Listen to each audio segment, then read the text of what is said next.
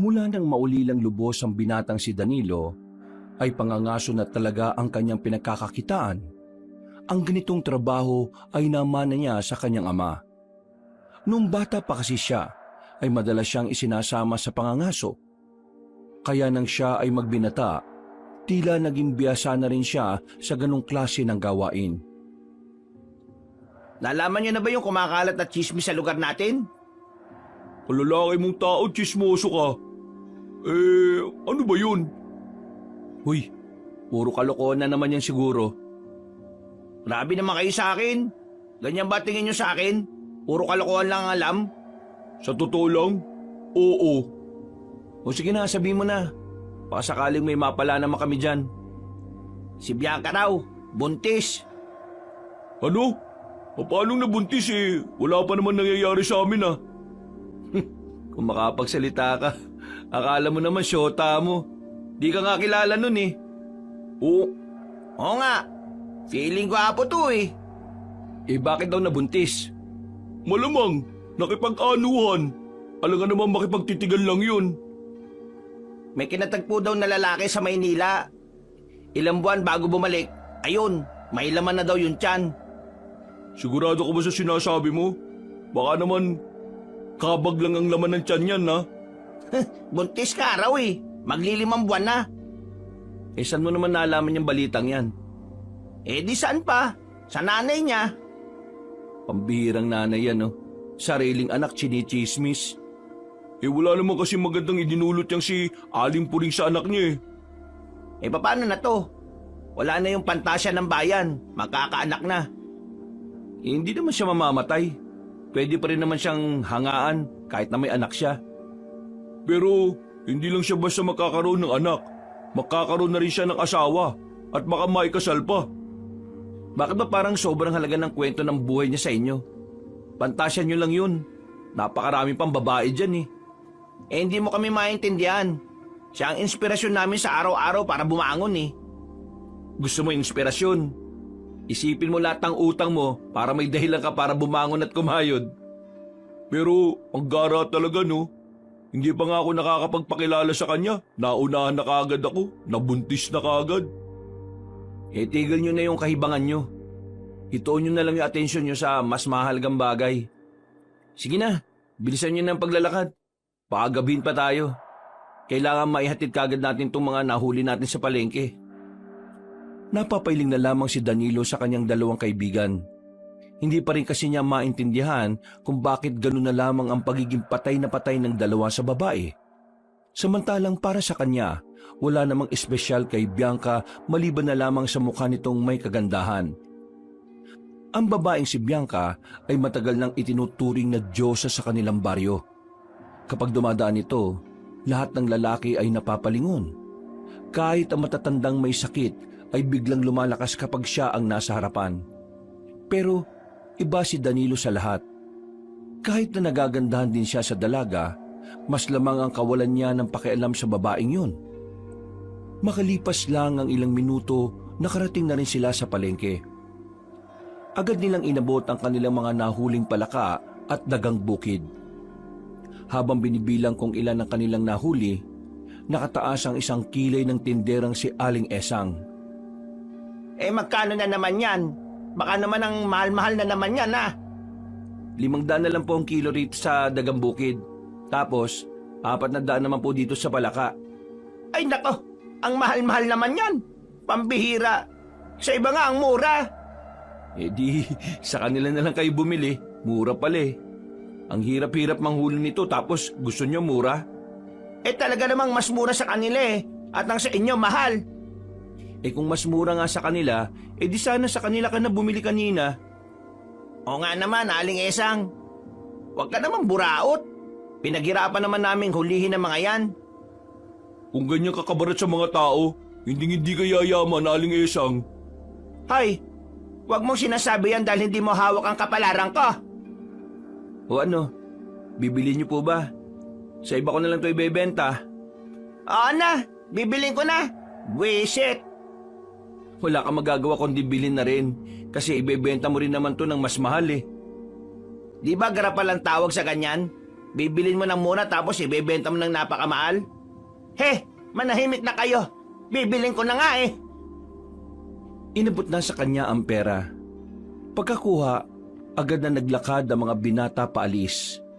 Natatawa na lamang si Danilo. Meron na naman siyang naisahan. Ang totoo niyan, sobrang mahal naman talaga ang kanilang presyo. Wala lang talagang alam sa presyuhan ng dagang bukid at palaka si Aling Esang.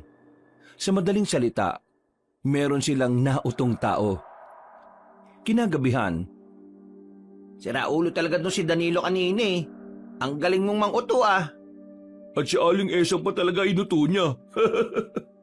Hoy, alam nyo, minsan, kailangan mo maging siraulo para makasabay ka na rin sa mga siraulo.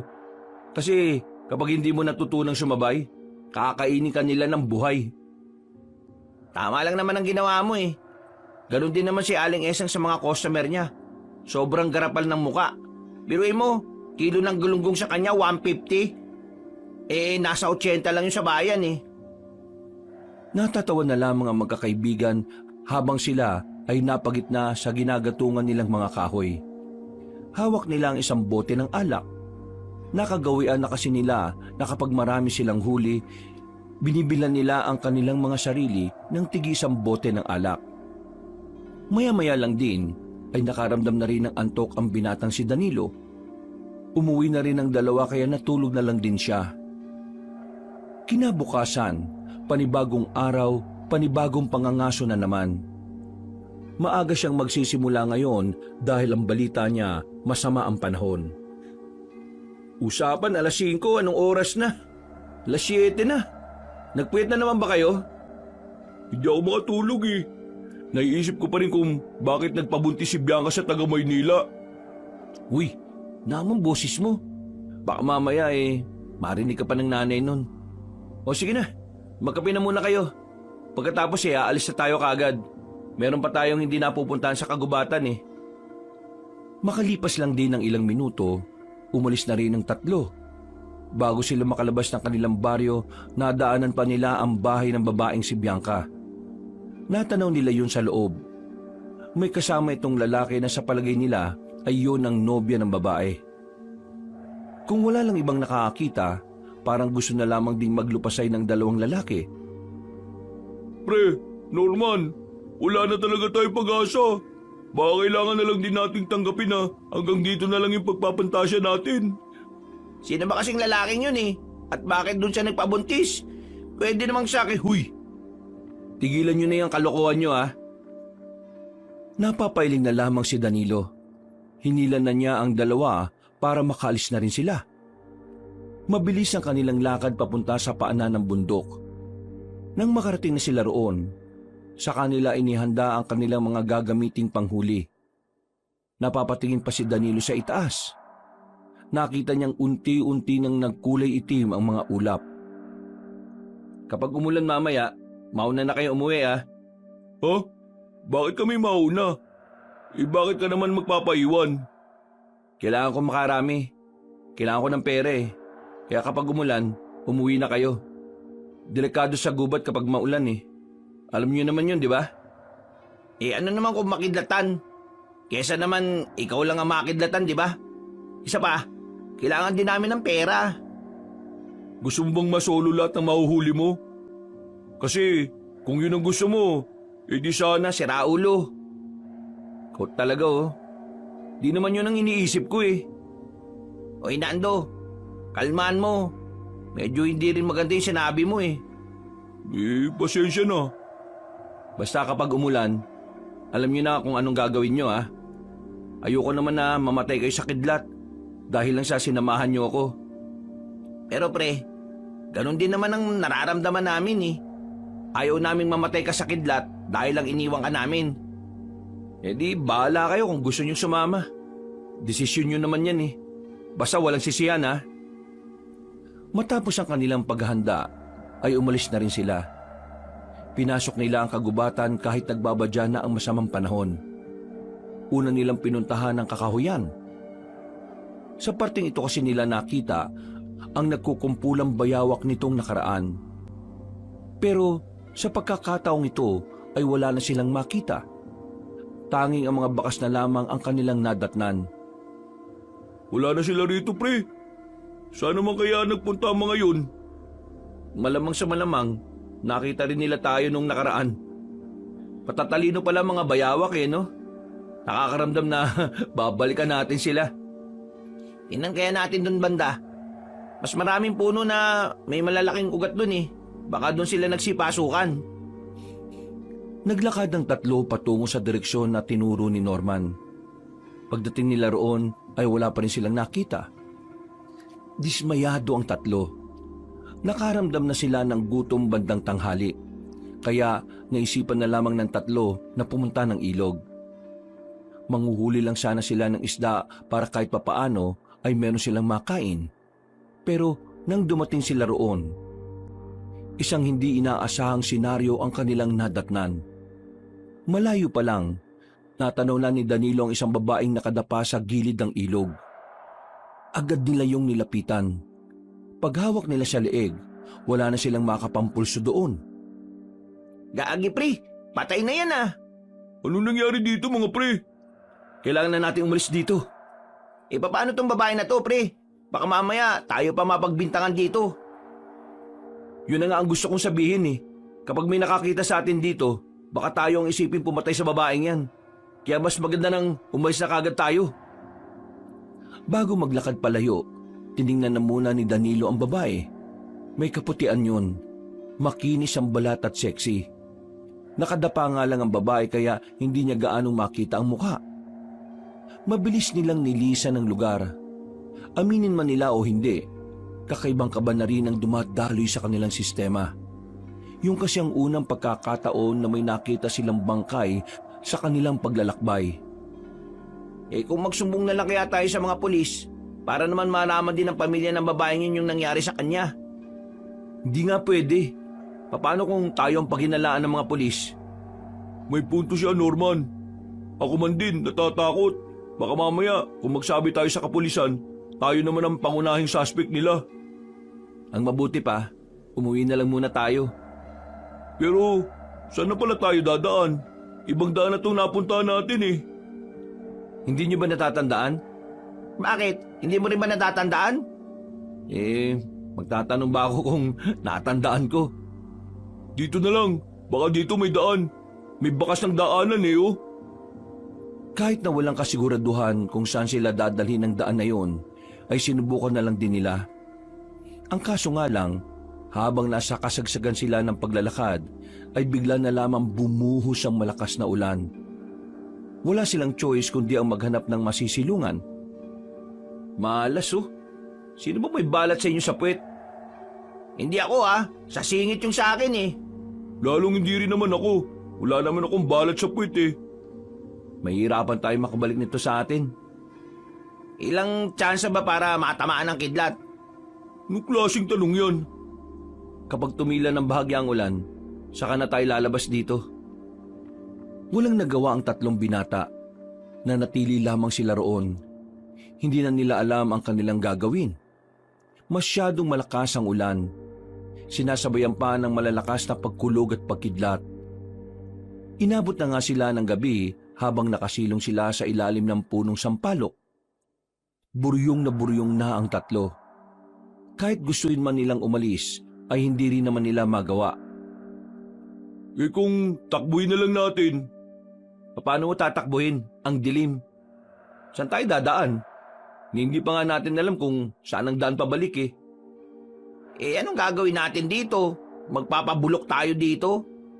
Kaysa naman tamaan ka nga ng kidlat dyan. Makalipas pa ang higit 1 oras, biglang humina na ang buhos ng ulan. Sinamantala na nila ang pagkakataon. Kahit magkanda-dulas-dulas sila, ay wala na silang pakialam. Ang mahalaga na lamang sa kanila ay marating nila ang tamang daan. Pero sa halip na makaalis sa kagubatan, napunta na lang sila ulit sa ilog. Malakas ang agos doon. Gusto sana nilang tumawid pa kabila dahil may nakikita silang liwanag doon mula sa kabahayan. Pero nang papalapit na sila sa ilog, laking gulat nila nang meron silang masaging katawan. Pagtingin nila sa baba, isa na namang babae. At ang babaeng yon ay ang babaeng kanilang nakita. Ito rin yata yung kanina ah. Danilo, anong gagawin natin?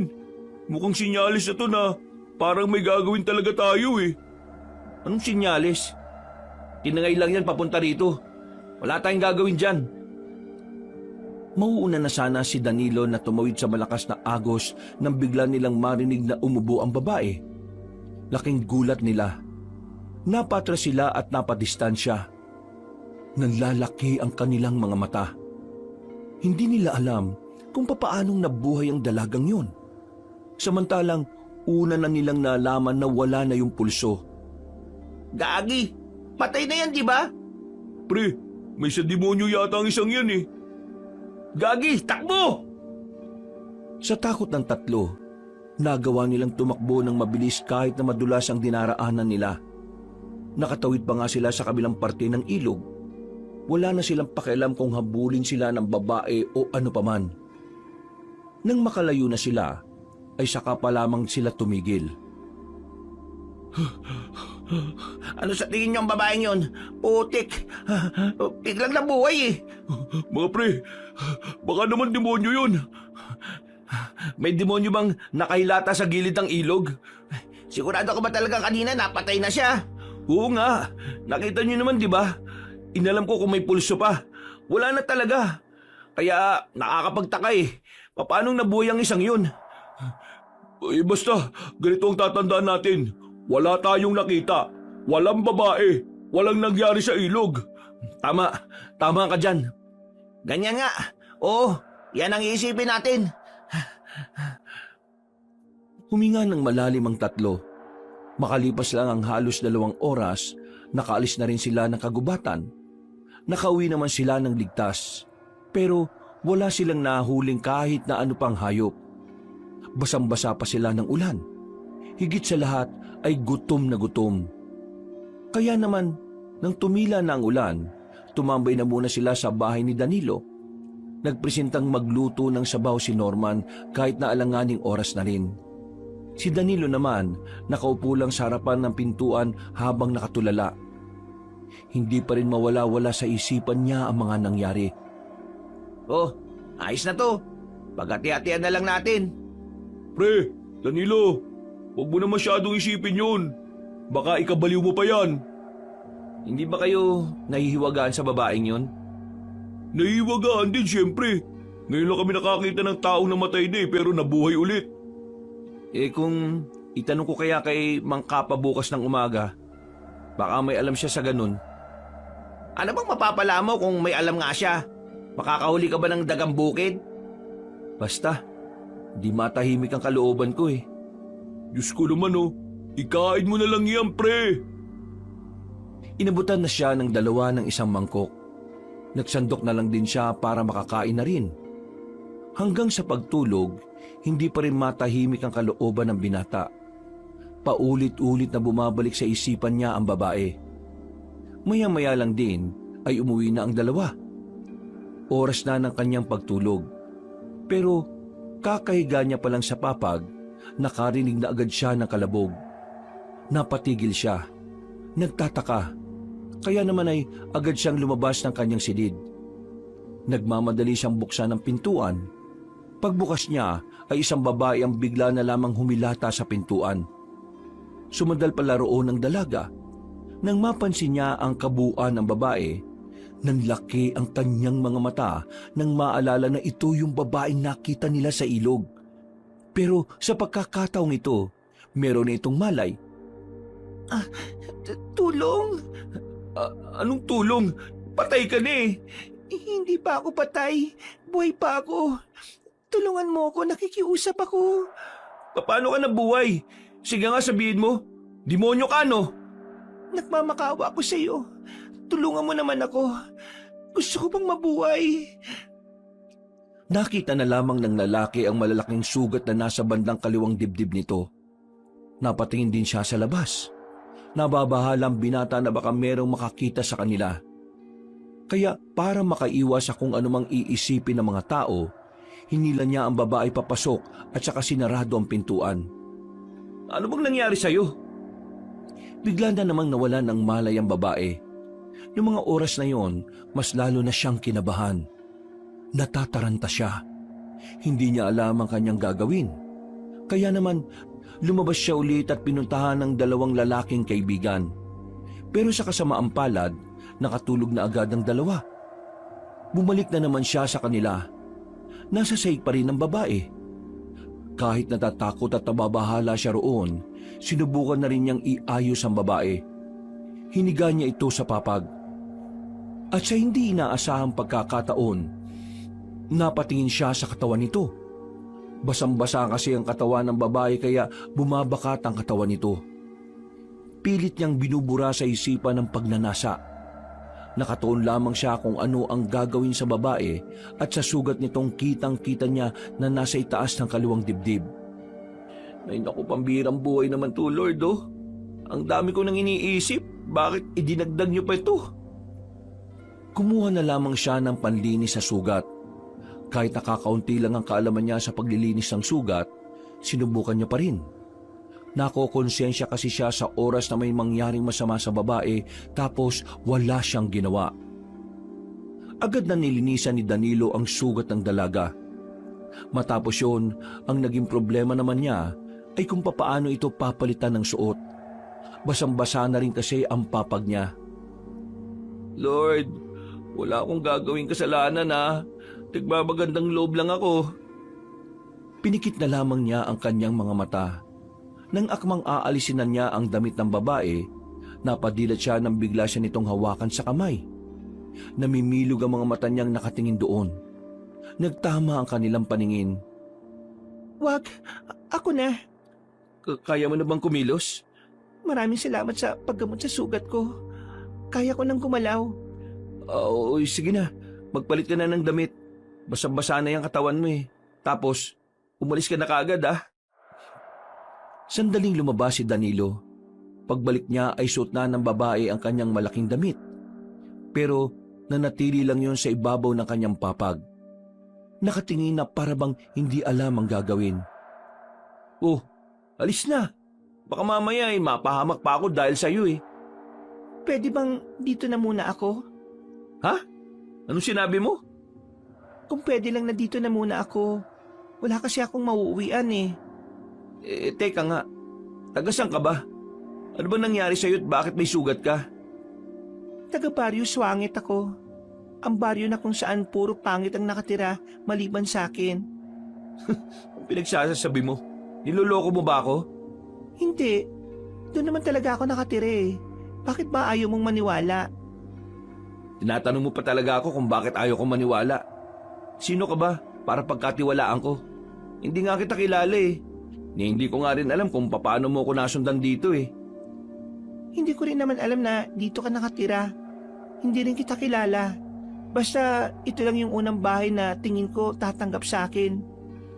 Teka, ano bang pangalan mo? Marimar ang pangalan ko. Walang ya. Marimar ang putik. Pangalan ng bida sa TV series yan ah. Seryoso ka ba? Yun nga ang pangalan ko. Bakit ba ayaw mong maniwala? Talagang tinatanong mo pa ako ulit ha? Tulungan mo na ako. Wala na akong ibang mapupuntahan eh. Ay nako, mabuti pa bumalik ka na lang sa baryo ninyo. Yun ang dapat mong puntahan. Huwag mo akong pestehin no. Natulungan na kita kaya wala ka ng dahilan para manatili pa rito. Ang sama mo naman. Ano masamang pinagsasabi mo? Ayaw ko lang madamay kung anong nangyari sa'yo. Hinahabol ako ng masasamang tao. Kinidnap nila ako. Balak nila akong dalhin sa Maynila para ibenta sa mayayaman. Tingnan mo naman kasi, ang ganda-ganda ko. Kaya hindi na nakakapagtaka na may magtangka sa akin ng ganon. Hindi ko alam kung bakit sa dami ng tao, ako pa talaga, hindi naman din naman ako mayaman. Hindi ka nga mayaman. Ang yabang mo naman. Pero naniniwala ka sa akin. Hindi. Tingin ko sa'yo, para ka may ginawang masama tapos tumakas ka lang eh. Totoo naman talaga na tumakas lang ako. Pero hindi naman dahil may ginawa kong masama, kundi dahil sa kasamaan na ginawa sa akin. Eh mukha namang ayos ka na rin naman eh. Kaya pwede ka na sigurong umalis. Sige na, labas na. Matitis mo bang maglakad sa labas ang isang babaeng gaya ko sa kailaliman ng gabi? Ay nako, hindi mo ako makokonsensya no? Labas na! Hinila ni Danilo ang babae, pero bigla na lamang dumugo ang sugat nito. Dahil dito, ay nakaramdam ulit ng sakit ang dalaga. Dahilan para tablan na siya ng kanyang konsensya. Napapakamot na lamang siya sa ulo ng alalayan niya ito. Ay nako, pambira naman talaga oh. Sige na, nakikiusap ako sa'yo. Hayaan mo na muna ako dito. Alam ko naman na hindi ka masamang tao eh. Nararamdaman ko na may kabutihan ka rin sa puso mo. Hindi na nagsalita pa si Danilo. Kapag tumitingin siya sa mukha ng babae, parang natutunaw ang puso niya. Para bang wala siyang ibang magagawa kundi ang sang-ayunan na lang ang sinasabi nito. Dahil sa muling pagdugo ng sugat ng dalaga, napilitan na lamang ang binata sa gusto nito. O sige na, sige na. Papayagan na kita. Pero ngayon lang ha. Ngayon lang? Anong gusto mo? Habang buhay kang nandito hindi nga kita kilala. Kahit sana kapag kaya ko nang bumalik sa amin, nakikiusap ako sa'yo. Hindi nga pwede. Kapag nakita ka ng ibang tao dito sa amin baka isipin pa nilang Makasintahan tayo. Ano naman? Wala ka naman yatang ibang kasintahan magdali-dali lang magsalita sa'yo no? Palibasa, hindi imahe mo ang masisira. Bakit? Sikat ka ba rito? Ewan ko sa'yo. Patulog ko na nga lang dyan. Magpapahinga na ako. Pwede bang doon ako sa kwarto mo? Malamig dito sa papag na to O sige na, doon ka na. Dami pang sat-sat. Hindi mo ba ako aalalayan? Hindi no. Ano ba kita? Isa pa, kaya mo naman ng maglakad Sige na, ako na lang mag-isa. Ayaw na rin naman kitang maabala pa. Sus, ewan ko sa'yo. Marahang naglakad ang babae patungo sa pintuan ng kanyang silid. Nang makapasok na yun sa loob, ay agad niyang isinara ang pinto. Napabuntong hininga na lamang ang binata. Hindi siya makapaniwala sa sarili niya na nagawa niyang magpatuloy ng tao sa bahay niya kahit hindi naman niya kilala. Kahit na meron siyang pag-aalinlangan, para bang meron ding parte ng kanyang utak na hindi niya kayang pabayaan ng babae. Humiga na lamang siya. Bigla na lang din siyang inantok. Sumapit ang kinaumagahan. Nagtataka siya kung bakit ang dami niyang naririnig na boses mula sa labas. Parang mga bulong-bulungan pero malakas. Napabangon siya. Tumingin siya sa silid niya. Nakasarado pa naman ang pintuan, kaya akala niya natutulog pa rin ang dalaga. Paglabas niya ng bahay, nakikita niya si Marimar. Nagsasalang na at meron ng pinapakuluan. Habang ang mga kalalakihan naman sa tapat ng kanyang bahay ay nakatambay doon. May mga kasama ring mga tsismosa. Ay! Magsilayas nga kayo sa tapat ng bahay ko. Ang iingay nyo kay aga-aga. Ay, ikaw Danilo, hindi mo naman sinabi na may asawa ka palang maganda at sobrang sexy? Asawa? Oo, di ba asawa mo yan? Diyos ko, huwag ka na magkaila. Sinabi na niya sa amin. Siguro, kaya mo siya tinatago para wala kang kahati Uy, magtigil ka nga Aling Esang. Sabog ka yata At kayong lahat, alis! Alis kayo! Uy! Shoo! Shoo! Nag-alisan ng mga tao sa harapan ng kanyang bahay. Nang maglakad na palayo ang mga yon, agad namang nilapitan ni Danilo ang babaeng si Marimar na parang walang alam sa nangyayari. Nakatuon lang ang atensyon sa ginagawa. Ano bang sinabi mo sa mga yon? Sinabi ko na mag-asawa tayo. Baliw ka ba? Bakit mo sinabi sa kanila ng ganon? Paano kapag naniwala silang lahat? Di mas maganda. Ano? Mas maganda nang isipin nilang mag-asawa tayo kaysa isipin nilang kahit hindi tayo mag-asawa magkasama tayo sa iisang bahay. Ano pinagsasabi mo? Ang usapan natin, pagsapit ng umaga aalis ka na.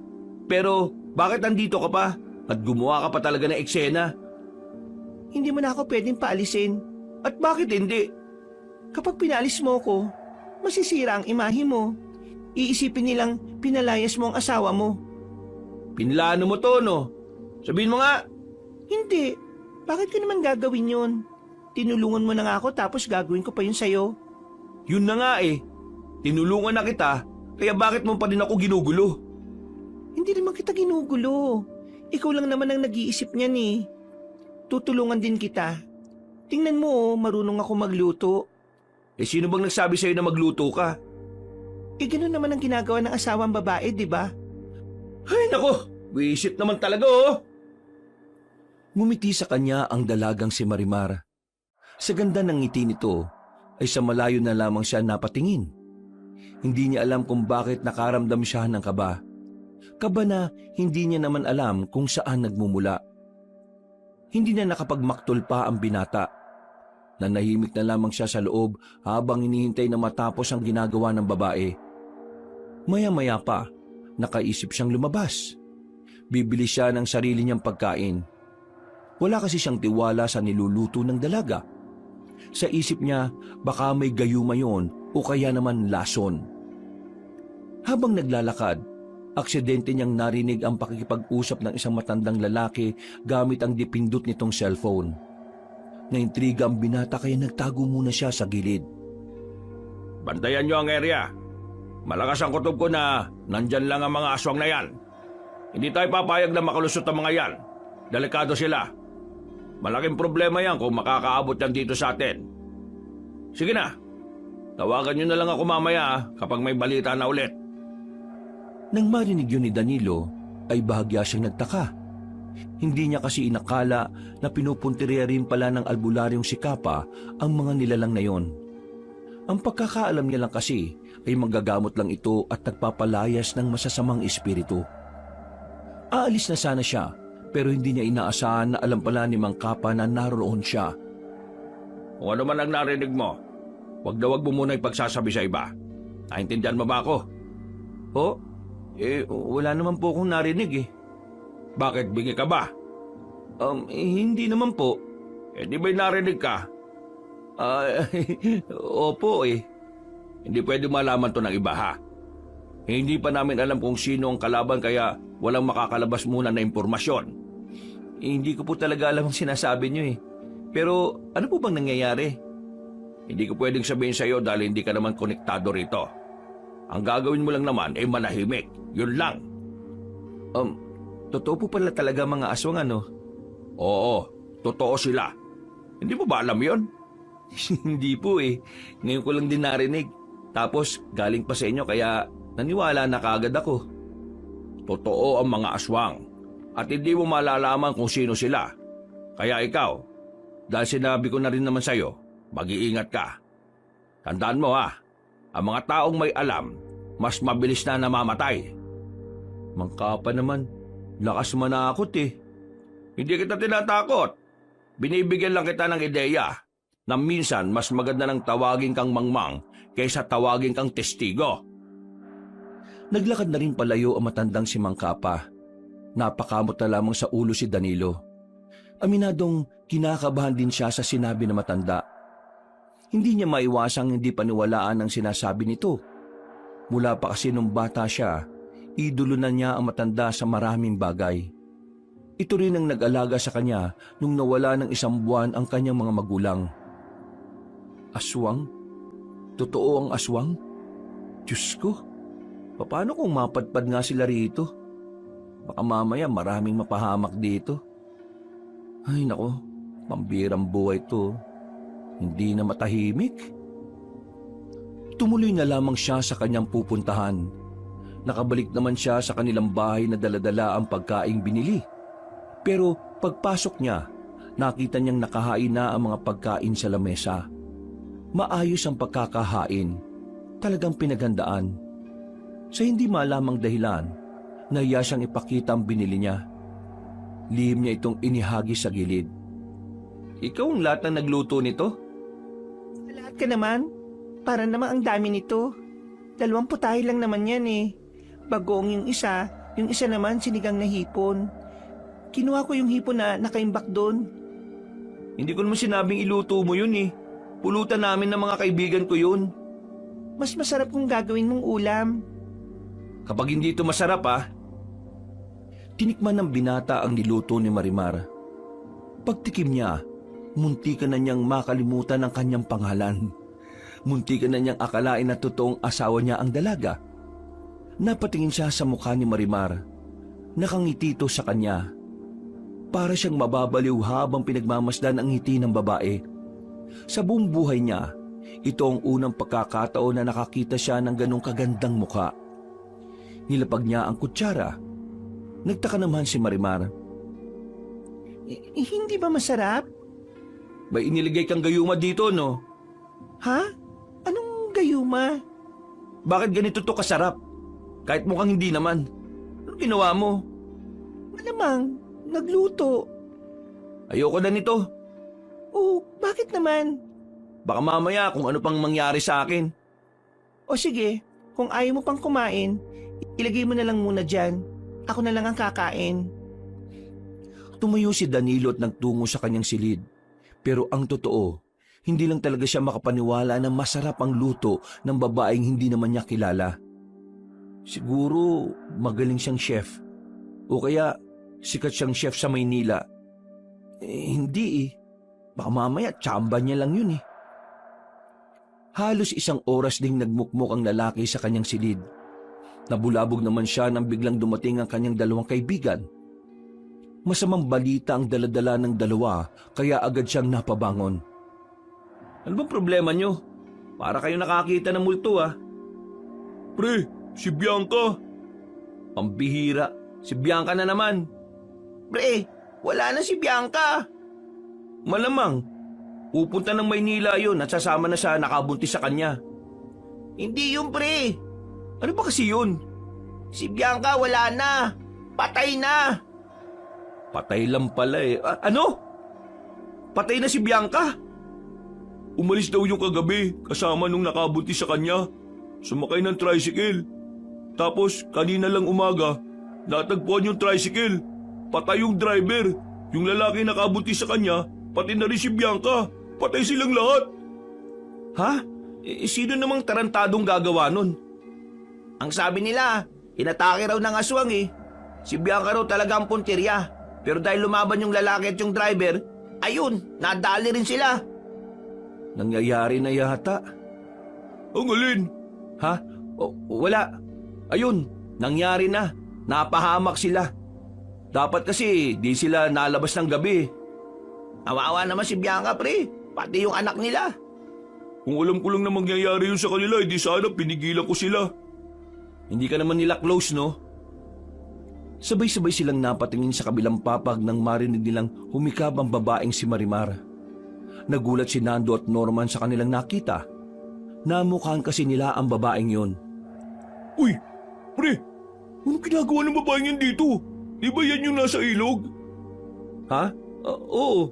Kunwari ka ba na ayaw mo? Gusto mo lang palang suluin. Uy, si Raulo. Pakinggan niyo muna ako, no?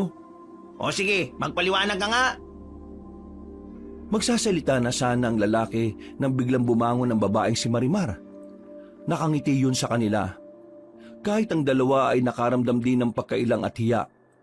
Sadyang napakaganda naman kasi talaga ni Marimar. Parang nagliliwanag ang kagandahan nito. Magandang umaga sa inyo. Ako nga pala si Marimar. Ako ang asawa ni Danilo. Ano? Asawa? Pre, anong asawa? Niloloko mo ba kami?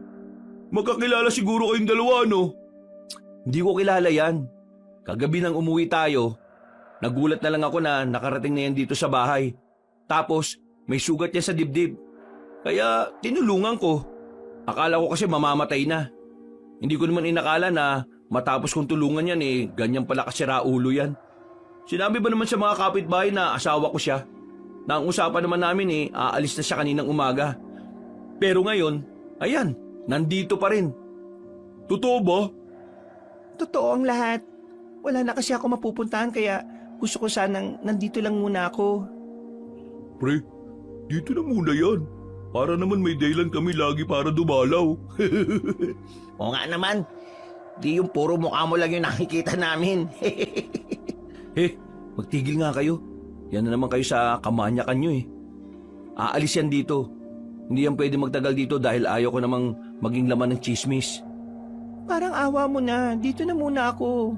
Gagawa naman ako ng mga gawaing bahay Pangako, hindi ako magiging sakit ng ulo mo. Oh, yun naman pala eh. Sa katunayan, nagluto ako kanina ng pagkain niya pero ayaw niya kahit masarap naman. O pre, yun naman pala eh. Bakit ayaw mo pang... Tama na. Naiirita na ako Ikaw Marimar mamaya aalis ka na. Maghahanap lang ako ng pwede mong suotin. Sige na, aalis na lang ako. Hayaan mo na lang akong makuha ulit ng mga taong dumukot sa akin. Uy pre, ano yung sinasabi niya? Miss, ano ba nangyari? Kaya kasi ako napunta sa ilog kasi tinatakasan ko yung mga dumukot sa akin. Mga sindikato. Tapos ngayon, ayaw niya akong tulungan. Sinabi niya sa akin na bahala na raw ako sa buhay ko. Uy, tingnan mo tong lalaki na to. Bakit mo naman sinabi yun? Wala akong sinabing ganun. Ikaw Marimar napakasinungaling mo Bigla na lamang lumapit sa kanya ang babae. Lumuhod ito sa kanyang harapan at nagmamakaawa. Kinagulat naman niya yon. Hindi niya kasi inakala na gagawin yun ng babaeng kagaya ni Marimar. Nakaramdam siya ng hiya sa hindi niya malamang dahilan. Tingnan mo yung ginawa mo. Ganyan ba dapat ang ginagawa sa babae? Lalo na kapag maganda. Diyos ko naman. O sige na, tumayo ka na. Anong sige na?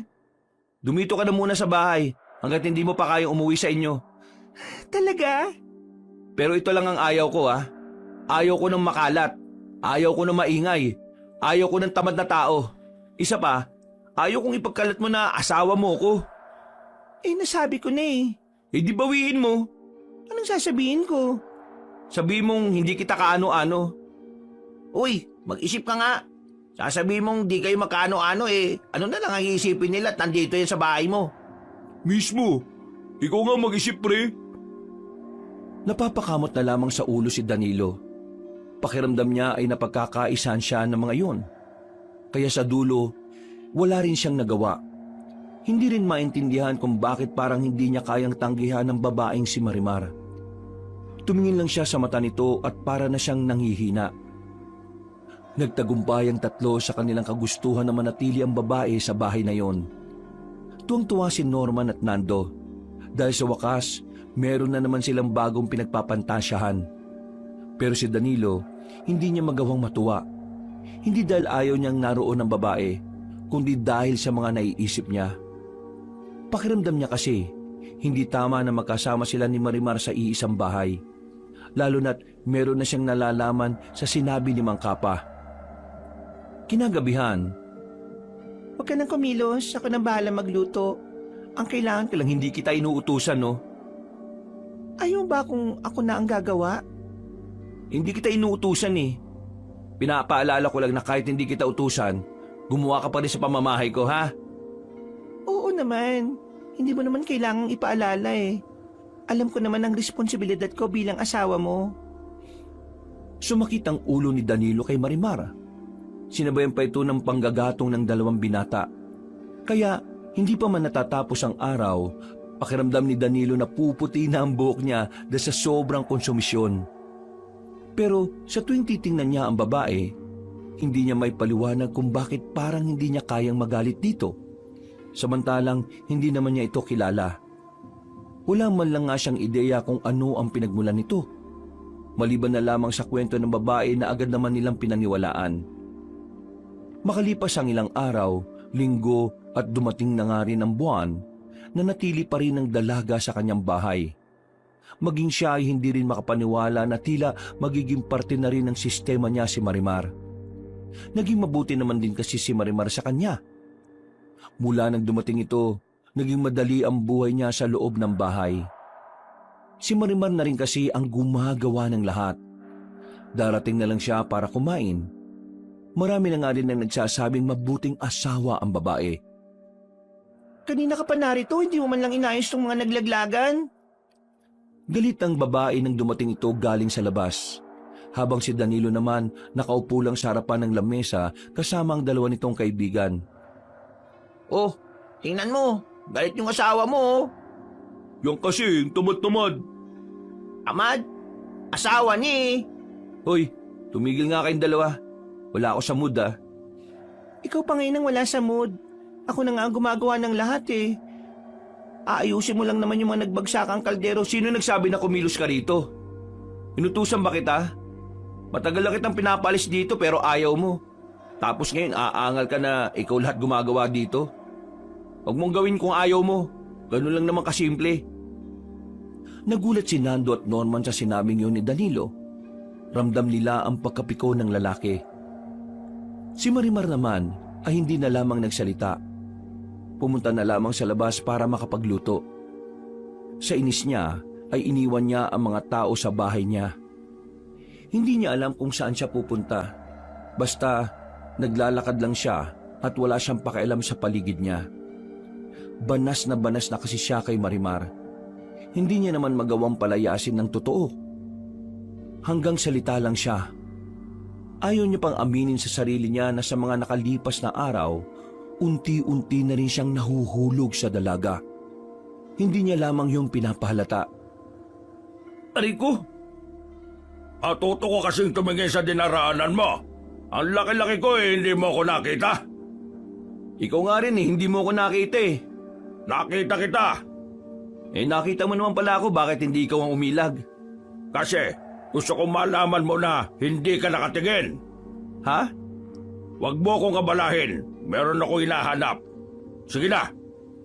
Labo naman ng matandang yun. Napapailing na lamang si Danilo sa inasal na matandang lalaki. Ipinagpatuloy na lamang niya ang kanyang paglalakad hanggang sa makabalik na nga siya sa bahay niya.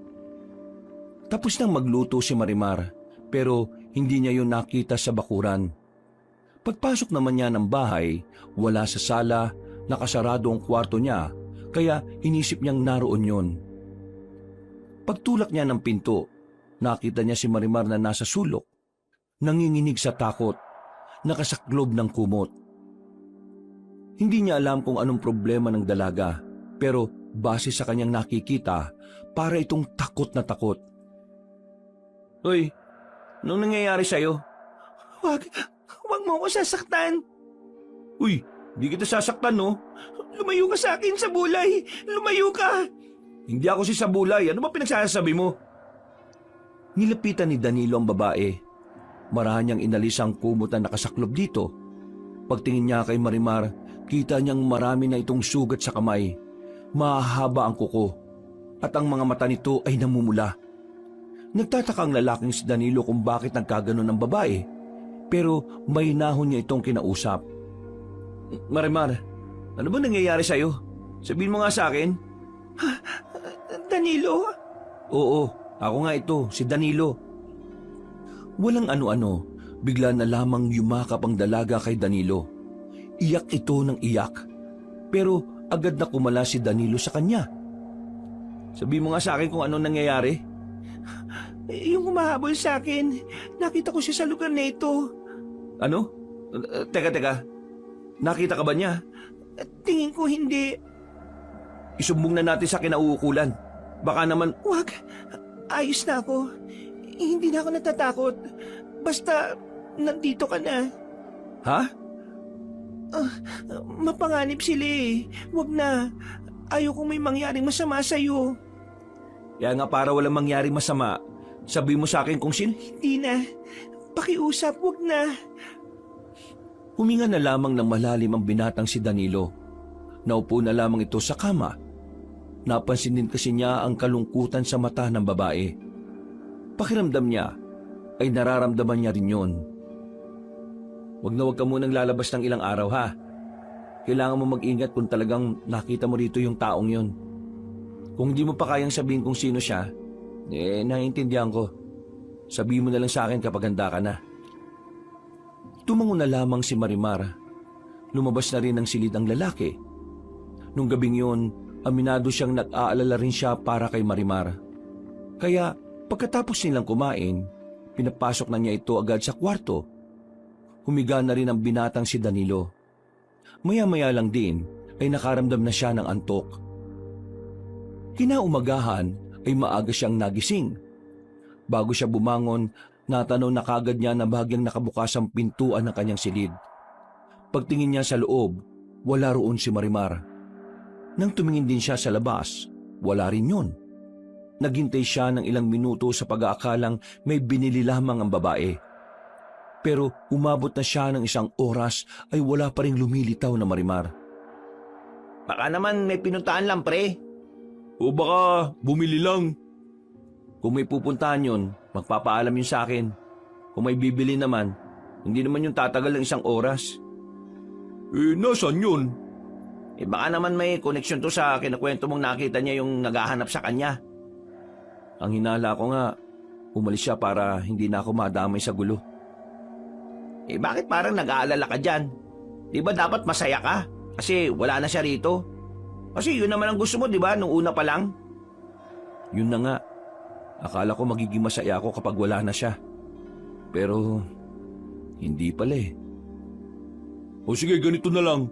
Mag-iwahiwalay na lang tayo para mas madali natin siyang mahahanap. Magkakaibang direksyon ang kanilang tinahak. Habang naglalakad si Danilo, natanaw niya ang matandang si Kapa, ang kilalang albularyo sa kanilang lugar. Nilapitan niya ito sa pagbabakasakaling nakita nito si Marimar. Mang Kapa? Danilo. Bakit? Anong sa atin? Itatanong ko lang naman po sana, may nakita po ba kayong babae na maganda? Medyo may katangkaran tapos parang kasing tangkad ko po yun. Tapos maputi siya. Bakit? Sino ba yung babaeng sinasabi mo? Ano ko po asawa. Ano? May asawa ka na? Nagbibiro ka ba? Hindi po ako nagbibiro, seryoso po ako. Kung ganun pasensya ka na. Pero wala akong nakitang kagaya ng sinasabi mo Ikaw naman kasi baka inaaway mo naman. Ay, sige po. Hahanapin ko na lang po. Danilo. Bakit po, Mang Kapa? Huwag na muna kayo mga ngaso mamayang gabi ha. Baka mapahamak lang kayo. Mapahamak? Bakit po? Ano na naman bang meron? Nakatanggap kami ng impormasyon. Kagabi lang na yung pinuno ng mga aswang nandito. Meron siyang hinahanap. Kapwa niya aswang. Isang babae. Hinahanap na sino? Hindi rin namin alam Basta, wag na muna kayong aalis o pupunta ng gubat para mangaso. Malakas ang kutob ko na naroon lang sila mamaya. Di, mapapalabang ka na niyan. Hindi ko alam. Siguro. Pero, kailangan mag-ingat. Hindi pangkaraniwan na makakalaban kong aswang. Isa siyang sinauna. Kilala siya bilang si Sabulay. Paano? Alis na ako Sana mahanap mo yung asawa mo. Kung totoo mang meron. Naglakad na lamang ang matanda papalayo. Magpapatuloy pa sana si Danilo nang maalala niya ang pangalan na sinabi ni Mang Kapa. Kaparehong-kapareho kasi yun ang sinabi ni Marimar. Dahil dito, isang ideyang pumasok sa kanyang isipan. Napagtagpi-tagpi na niya ang mga pangyayari. Biglang bumilis ang kanyang tibok ng puso. Malakas ang kanyang kaba. Naiisip niya palang na tama ang kanyang hinala. Kung ganun, si Marimar ay... Pre, ano? Nahanap mo na ba siya? Wala rin sa kabila Ha? Wala nga rin dito sa daan na to saan naman kasi napunta yun? Sigurado ka bang wala kang sinabing masakit sa kanya?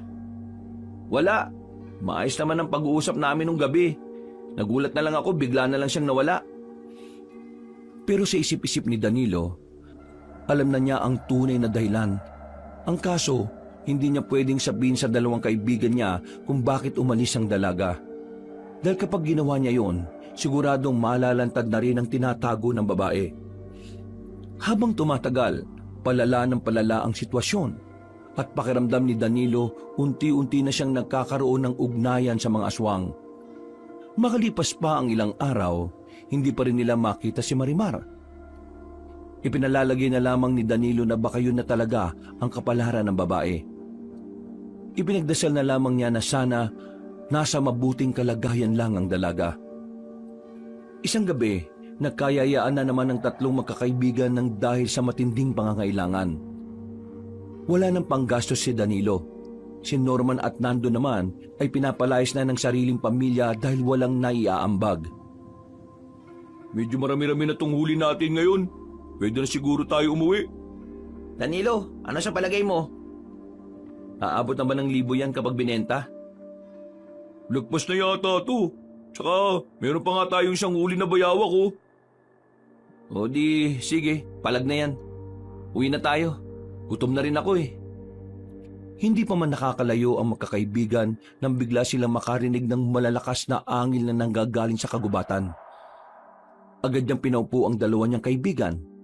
Sandali silang nakiramdam. Ano yung pre? Malakas ang inala ko. Mga aswang. Mga aswang, di totoo pala ang chismis. Oo. Hindi lang siya basta chismis. Kasi totoong nilalang talaga sila. Anong gagawin natin? Magtatago lang ba tayo rito? Hintayin muna natin silang dumaan. Baka kasi dito yung direksyon nila eh. Aba, baliw. Bakit ba natin hihintayin kung pwede naman tayong umalis na kagad? Eh kung makita nila tayo sa daan, Oo nga, di talaga to nag-iisip tong si Norman eh. Kung gusto mo, ikaw na lang. Para ikaw yung maging sisig nila. nanahimik na silang tatlo nang may mga marinig naman silang tinig ng mga tao. Tila nabuhay ng loob si Danilo nang mapagtanto na naroon din pala ang matandang si Kapa. Tumayo ito at agad na nagpakita. Mang Kapa! Lintik na yan. Bakit kayo nandito? Katatapos lang po namin manghuli. Ano po bang meron? Kailangan nyo na umalis dito. Narito ang babaeng aswang na hinahanap ni sa bulay. At malakas din ang kutob ko na narito rin ang mga aswang. Madadamay kayo rito kaya mas mainam na umuwi na kayo ngayon din. O pre, narinig nyo. Tara na. Hinilan ni Norman ng dalawang paalis. Pero hindi pa man sila nakakalayo. Agad nang bumitaw si Danilo. Ang unang pumasok kasi sa isipan niya ay ang babaeng si Marimar. Sinubukan pa siyang pigilan ng dalawa. Pero wala ring nagawa ang mga yon. Mabilis siyang tumakbo pabalik kay Mang Kapa. Si Raulo, bakit ka bumalik? Gusto ko pong sumama. Ano akala mo? Maglalaro lang kami ng tago-tagoan? Pakikipagpataya kami sa mga aswang? Baka hindi mo lang alam. Alam ko naman po yun. Pero gusto ko lang po sumama. Gusto ko maging katulad ninyo. Ano pinagsasasabi mo? Takot na takot ka nga sa multo nung bata ka pa sa aswang pa kaya? Bata pa po ako noon. Pero iba na ngayon. Kaya pagbigyan niyo po ako sumama. Sige na po. Sige, sumama ka na. Pero walang sisihan kapag dito ka mamatay Bigyan nyo nga ng itak to. Inihagi sa kanya ng isang lalaki ang itak na kinakalawang pa ang talim. Nasulon naman niya yun kahit na merong kabigatan ng hawakan. Wala akong kasalanan sa mga magulang mo kapag namatay ka rito, Naintindihan mo? Tumango na lamang ang lalaki. Pero sa kaloob-looban niya ay hindi siya pinatatahimik ng kaba. Ang tanging nagiging lakas na lamang niya ay kailangan niyang makita si Marimar. Kailangan niyang malaman kung nasa ligtas ba itong kalagayan. Makalipas ang halos 5 minutong paglalakad, biglang tumigil si Mang Kapa sa paglalakad. Sumenyas ito sa iba nilang kasamahan. Iandaan yung mga sarili ninyo. Malapit na tayo sa kanila. Hintayin natin sila makalapit. Magsipo muna kayo. Mang Kapa, gaano ba sila kabangis? Mas mabangis pa sa leon. Talaga? Malalaman mo na lang mamaya. Bakit? Natatakot ka na ba? Ako? Natatakot? Hindi Mga ilang sandali lang, naramdaman na nila ang mga yabag ng paa. Nang kakaunting distansya na lamang ang layo ng mga yun sa kanila, hindi na nagsayang ng oras sa mga manunugis. Dali-dali silang lumabas. Nagulat ang mga aswang sa kanilang paglitaw kaya hindi man lang nakaiwas sa mga yon. Sa mga oras na ito, habang nakikipagpatayan ng mga manunugis sa mga aswang, nakatayo lamang ang lalaking si Danilo. Nakatulala sa mga nangyayari. Sa likod mo! Paglingon ni Danilo sa likuran niya, ay nakita niyang isang aswang na gumagapang na palapit sa kanya. Nailaga naman niya yon. Lumapit si Mang Kapa at pinatay nito ang aswang. Humanga naman si Danilo sa matanda. Hindi kasi niya inakala na magagawa pang makita ni Mang Kapa ang aswang na yon kahit mga lampara lang naman ang kanilang dalang ilaw. Kung ganyan ka, mauna ka pang mamatay sa pinakamatandang tao sa bando natin. Pasensya na po. Sige na, bumawi ka. Ho? Muling nagpatuloy ang labanan. Kitang-kita na nakakalamang ang mga manunugis ng mga sandaling yon. Hindi nga nagtagal, tuluyan na nga nilang natalo ang mga aswang. At sa dami ng kanilang kinalaban, ni isa ay wala man lang napatay doon si Danilo. Puro ilag lamang ang kanyang ginawa. Wala siyang lakas ng loob para tumaga. Suyurin nyo itong buong area. Baka meron pang nakatago dyan. Tandaan, huwag makakampante ha. Hindi pa natin nakikita si Sabulay. O ano, Danilo, sasama ka pa ba? Wala ka namang ginagawa eh. Mabuti pa umuwi ka na. Ayoko mamatay ka rito ng walang kalaban-laban. Nakikita mo yung mga bangkay ng aswang na yan? Magiging ganyan ka rin kapag hindi ka nakinig sa akin. Dalhin mo yung itak na yan pabalik sa mga kasama mo. Pero, Wala nang pero-pero. Ayaw ko rin naman na makasira ka sa mga plano namin. Kanina, hindi ako makalaban ng maayos kasi naalala kita eh. Kasi alam kong wala ka rin magagawa. pasensya na po. Sige po, uwi na lang po ako. Mabuti pa nga. Wala nang nagawa pa ang binata kundi sundin ang sinasabi ni Mang Kapa. Binilisan niya ang kanyang paglalakad. Pero hindi pa man sila nakakalayo, bigla na lamang may humila sa kanya. Tinakpan ang kanyang bibig kaya hindi siya nakasigaw. Pero nang marinig niya ang babaeng tinig, ay unti-unti siyang nanglambot. Huwag ka maingay. Nang mawala na ang mga manunugis, saka lamang siya pinakawala ni Marimar. Sa mga sandaling yon, hindi maipaliwanag ni Danilo ang kanyang nararamdaman. Pakiramdam niya ay lumuwag na ang kanyang paghinga. Nabawasan ang kabigatan ng kanyang kalooban. Marimar? Oo, ako nga ito. Halika, sumama ka sa akin. Dadaling kita sa ligtas na lugar. Hindi ligtas dito. Hinuwakan siya ng babae sa kamay at nagmamadali silang makalayo. Hindi niya alam kung saan sila pupunta.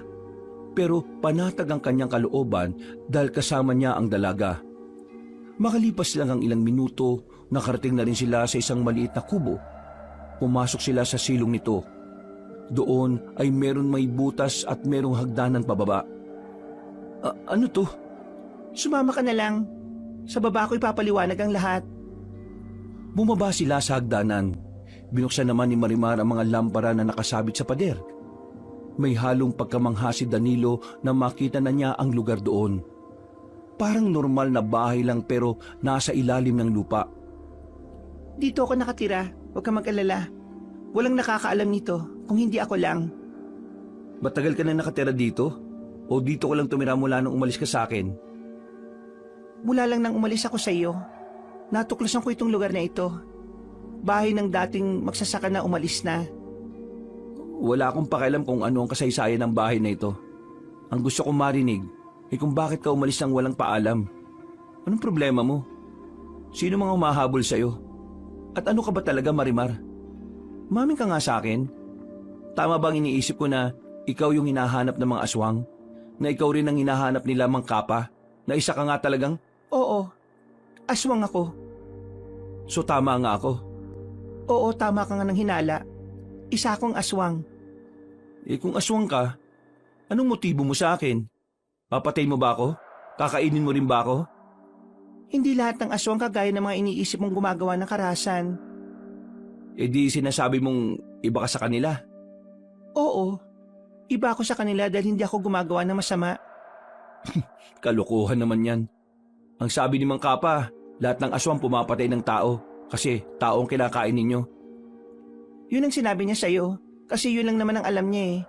Pero maniwala ka sa akin, hindi ako kagaya nila. Mula nang isinilang ako, iba ako sa kanila. Kahit na kailan, hindi ako nakatikim ng tao. Kahit amuyin man lang ang dugo ng tao, hindi ko ginawa. Teka, nagugulan pa rin ako eh. O sige, sabihin na nating hindi ka nga masamang aswang. Pero bakit kayo nahabol nung matandang si Sabulay na yon? Tungkol dyan, hayaan mo na muna ako magpaliwanag. Ayun nga ang gusto kong marinig na paliwanag. Malamang, ahayaan na kita magsalita. Pero, bigla na lamang lumapit sa kanyang dalaga at niyakap siya ng mahigpit. Sa hindi mapaliwanag na dahilan, unti-unting naglaho ang pagiging iritado ng binata. Gusto niya rin ng yakap na yon kahit na hindi man niya aminin. mas lalong gumaan ang pakiramdam niya. Para siyang napanatag. Parang napawi ang pangungulila niya. Patawarin mo ko kung umalis ako nang walang paalam. Nalaman ko kasi na kilala mo pala yung albularyong tumutugis din sa akin.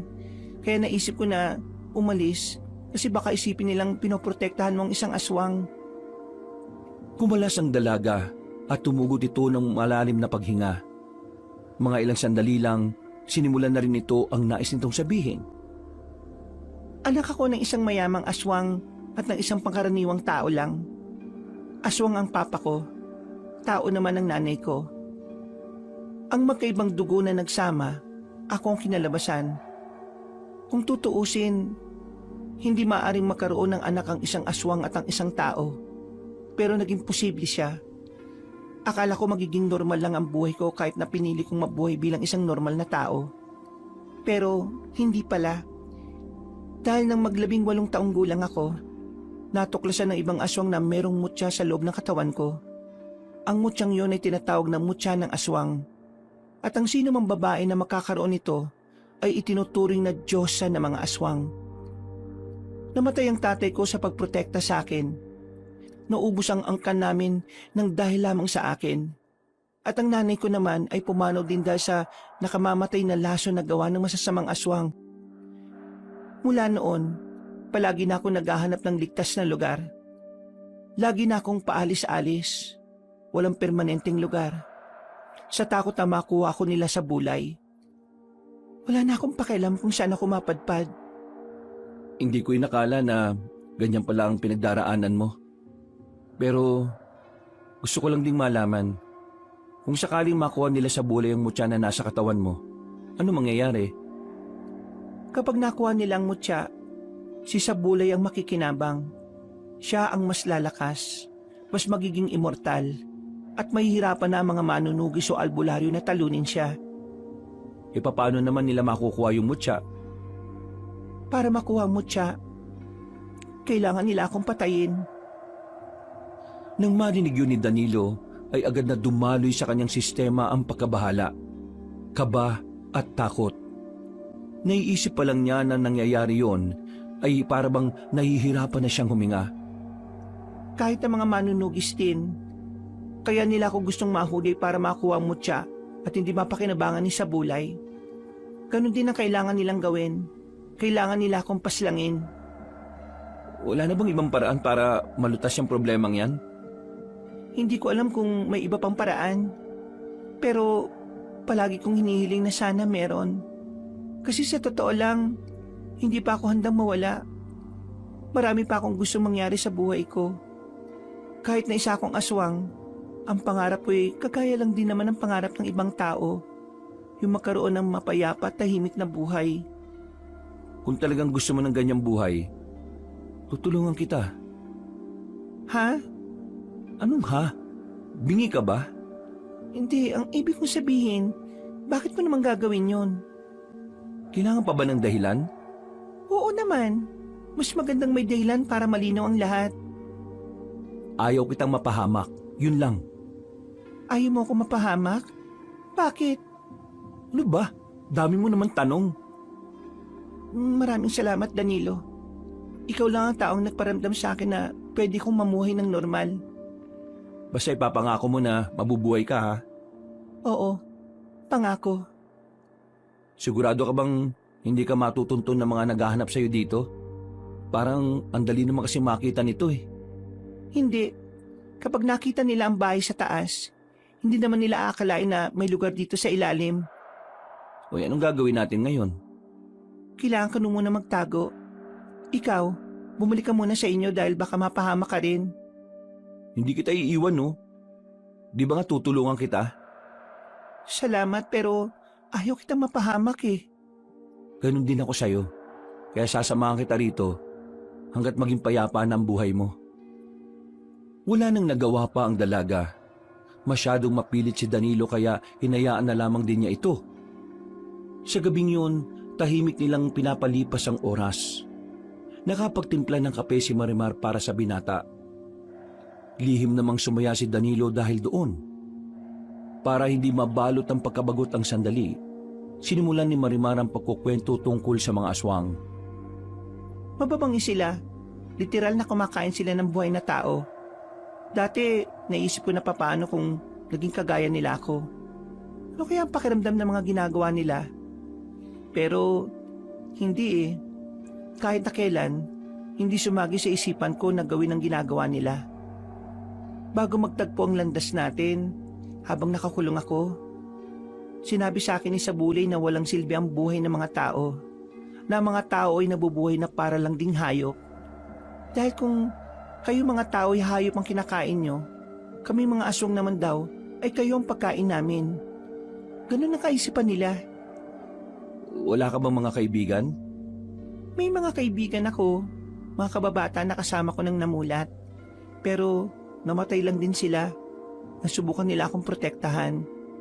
Pinatay sila ng mga kapwa-aswang na tauhan ni Sabulay. Pasensya ka na ha. At napaalala ko pa. Wala namang problema. Ayos na rin naman ako eh. Huwag ka mag-alala.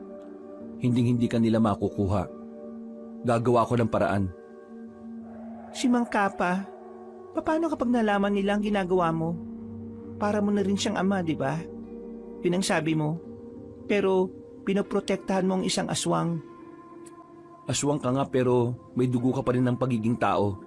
Kaya wala namang mali sa ginagawa ko. Kung hindi niya ito magugustuhan, problema na niya yun. Napatango na lamang ang dalaga, habang si Danilo naman makailang ulit nang sumisilip-silip sa itaas.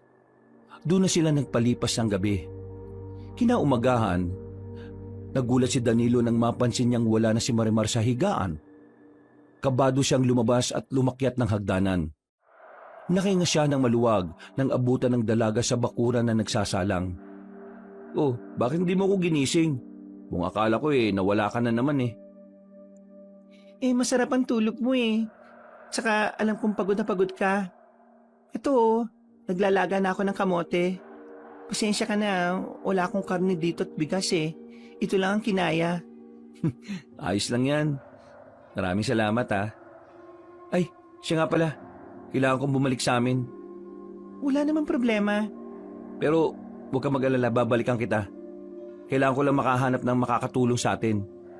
Aalis na tayo dito sa Iloilo. Aalis? Saan naman tayo pupunta? Hindi ko alam.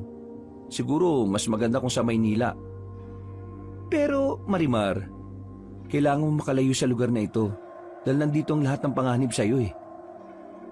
Hindi na nagsalita pa ang babae. Ngumiti na lamang ito sa binata at sa unang pagkakataon, nginitian din siya ni Danilo. Matapos sila makapag-almusal, umalis na muna si Danilo. Nangako itong babalikan ng dalaga. Kaya naman, pagbalik niya sa kanilang baryo, agad niyang hinanap ang dalawa niyang kaibigan para makahingi ng tulong. Nakwento na rin niya sa dalawa kung ano ang nangyari at kung ano nga ba si Marimar. Ano? Aswang si... Wisit ka naman oh. Lakasan mo ba? Para marinig ng buong baryo. Kailangan natin siyang tulungan na makaalis dito. Mamayang gabi, kapag tahimik na ang paligid, babalikan natin siya. Pero bago yun, dapat may nakahanda na tayong sasakyan papuntang pier. May mahahanap ba kayo? Meron akong kakilala. Titingnan ko ngayon kung nandun siya at kung wala naman siyang biyahe. Susubukan ko rin makausap yung kaibigan ni Erpat. Sige. Maraming salamat talaga mga pre ha. Malaking tulong to para sa kanya. Pre, matanong ko lang naman. May gusto ka na ba kay Marimar? Kaya mo to ginagawa? Tandaan mo, aswang yun ha. Wala naman akong pakialam kung aswang siya o hindi. Basta mabuti siya, ayos na sa akin yun. O sige, susuportahan namin yung pagmamahal mo. Agad na silang kumilos. Pinuntahan na nila ang mga posibleng tao na makakatulong sa kanila. Pero parehong wala silang napala sa mga kakilala ni Norman at Nando. Kaya naman nagtungo sila sa mga terminal sa kung saang-saang lugar. Kung sino-sino na rin ang kanilang mga nakakausap. Pero lahat ng yun ay tumatanggi kapag nalalaman ang ibabayad nila. Dagang bukid at mga palaka. Mga bandang 6:00 ng gabi, wala pa rin silang nahahanap. Pero hindi pa rin nawawalan ng pag-asa ang binata. Kung mano-mano na lang kayang ibiyahe, Mag-commute na lang, pre. Kung pwede lang di ginawa na namin yun. Pero hindi delikado. Mahirap makihalubilo sa iba dahil hindi naman natin sigurado kung aswang ba yung makakaharap namin o hindi. Anong gagawin natin dito ngayon? Babalikan ko na lang muna siya. Sasamahan ko muna siya hanggat wala pang nahahanap na maghahatid sa kanya. Sasama ako sa iyo, pre. Hindi na. Baka kapag nakasalubong ko yung aswang madamay pa kayo. Sasamahan ka na namin. Kung makakasalubong mo ang aswang at mag-isa ka lang, di siguradong dedo ka na kaagad. Sige na, pre. Sama mo na kami. Gusto ko lang namin matulungan at si Marimar. Huwag ka mag-alala. Hindi na namin siya pinagnanasaan ngayon kasi mahal mo na siya. Ay nako, bahala nga kayo. Basta ito lang gusto ko Walang magulo, walang maingay. Kasi nagtatago si Marimar. Hindi pwedeng malaman na nandun siya. Nasabi ko naman sa inyo ang mga nangyayari, di ba? Sumang-ayon na lamang ang dalawang lalaki. Hindi rin nagtagal ay naglakad na rin sila papasok ng kagubatan. Noong mga sandaling yun, hindi malaman ni Danilo kung bakit bigla na lamang siyang kinabahan. Binisan nila ang lakad nila hanggang sa marating na nga nila ang kinaroroonan ni Marimar.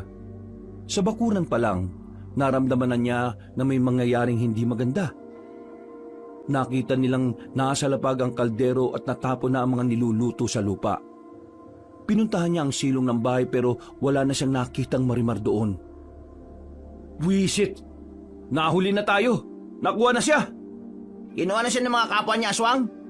Pero baka may nangyari lang masama sa kanya. Babaeng matangkad, maganda at sexy. Siya ba ang hinahanap ninyo? Mangka pa? Danilo, hindi ko inakala na pinoprotektan mo palagi siyang aswang.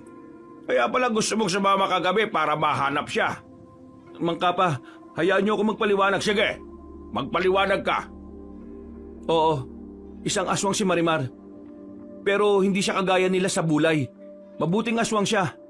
Sa katunayan, sinusubukan niyang mamuhay ng normal. Nang gaya natin. Kailangan niya lang magtago kasi kung hindi niya gagawin yun, makukuha siya ng masasamang aswang at makukuha yung mutya sa loob ng katawan niya.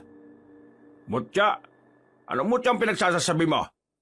Ang sabi sa akin ni Marimar, kaya siya gustong kunin ang samahan nila sa bulay ay dahil sa bagay na nasa loob ng katawan niya. Tinatawag nila yung mutya ng aswang. Ang mutya daw na yon ay nabuo dahil sa dugo ng aswang at tao. Aswang kasi ang tatay niya habang ang nanay niya ay pangkaraniwang tao lang. Kapag nakuha ng masasamang aswang yung mutya sa loob ng katawan niya, magagamit nila yun sa kasamaan at mas lalong mahirapan kayong harapin sila. At naniwala ka sa sinabi ng isang aswang? Kalahating aswang lang naman siya. May dugo pa rin naman siyang pagiging tao. Kaya naniniwala ako na hindi siya masama. Hindi mo yata naiintindihan, Danilo. Kung sa bagay, wala ka namang alam sa bagay na ito Ang mga aswang ay sinilang na may likas na kasamaan. Kahit na sabihin mong kalahating tao siya, kalahating aswang pa rin siya. Ibig sabihin, pwede pa rin siyang maging masama. At ang mga aswang, magagaling silang maninlang. Kumbaga, sa 10 sinabi nila 11 ang mali. Kaya hindi ka dapat nagtitiwala sa kanya. Ako ang mas nakakakilala sa kanya. Sa halos 2 buwan naming pagsasama, nakilala ko ang kalooban niya. Kaya naniniwala akong hindi siya masamang aswang. Ibig sabihin, matagal mo na pala siyang itinatago? Matagal mo na palang itong nililihim sa akin? Patawarin niyo ako pero kailan ko lang naman din nalaman. Doon sa 2 buwan na yon, wala siyang sinasabi sa akin. Namuhay siyang parang normal na tao. Kaya wala akong intensyon na, Natigilan si Danilo sa pagsasalita na magdatingan ng mga aswang. Kasama ng mga iyon ang tinuturing nilang pinuno, ang matandang si Sabulay. Sa mga sandaling ito, biglang binalot ng kaba ang 3 lalaki. Hindi nila alam ang kanilang gagawin ngayong nakapalibot na ang lahat ng iyon sa kanila. Naku, ito pala mga aswang. Ang papangit. Pre, anong gagawin natin? Pumunta kayo sa likod ko. Ako lang bahala rito. Akalain mo nga naman na naunahan na ako ng matandang ito. Nasaan na si Marimar? Ibigay mo siya sa amin kung ayaw niyong mamatay sa kinatatayuan niyo. Uy, di kami kasama dyan Nakisama lang kami. Manahimik ka! Hindi kita kausap! Hindi mo mababasa kamay si Marimar! At sino ka namang kutong lupa ka? Naalala na kita. Ikaw yung tatanga-tangang nakasalubong ko sa daan na hindi tumitingin.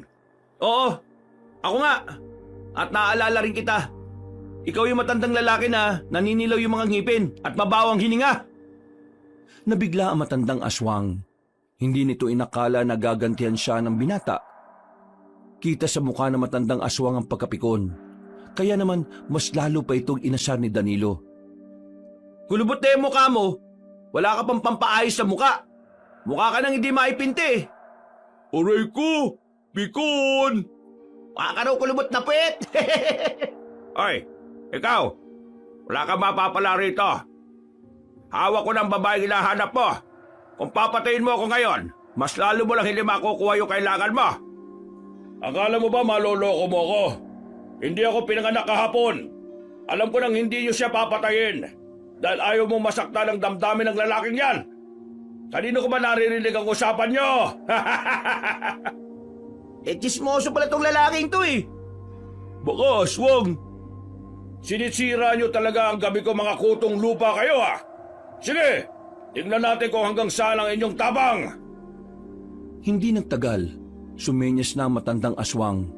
Pero hindi rin naman nagpadaig ang matandang albularyo. Sumipol ito ng isang beses. Maya-maya lang, naglabasan na rin ang ibang kasamahan nito na nakatago lang pala sa mga halamanan. Alam kong darating ang ganitong punto kaya naman naganda na rin ako. Talagang kinakalaban niyo ako Sige, pagbibigyan ko kagustuhan niyong mamatay.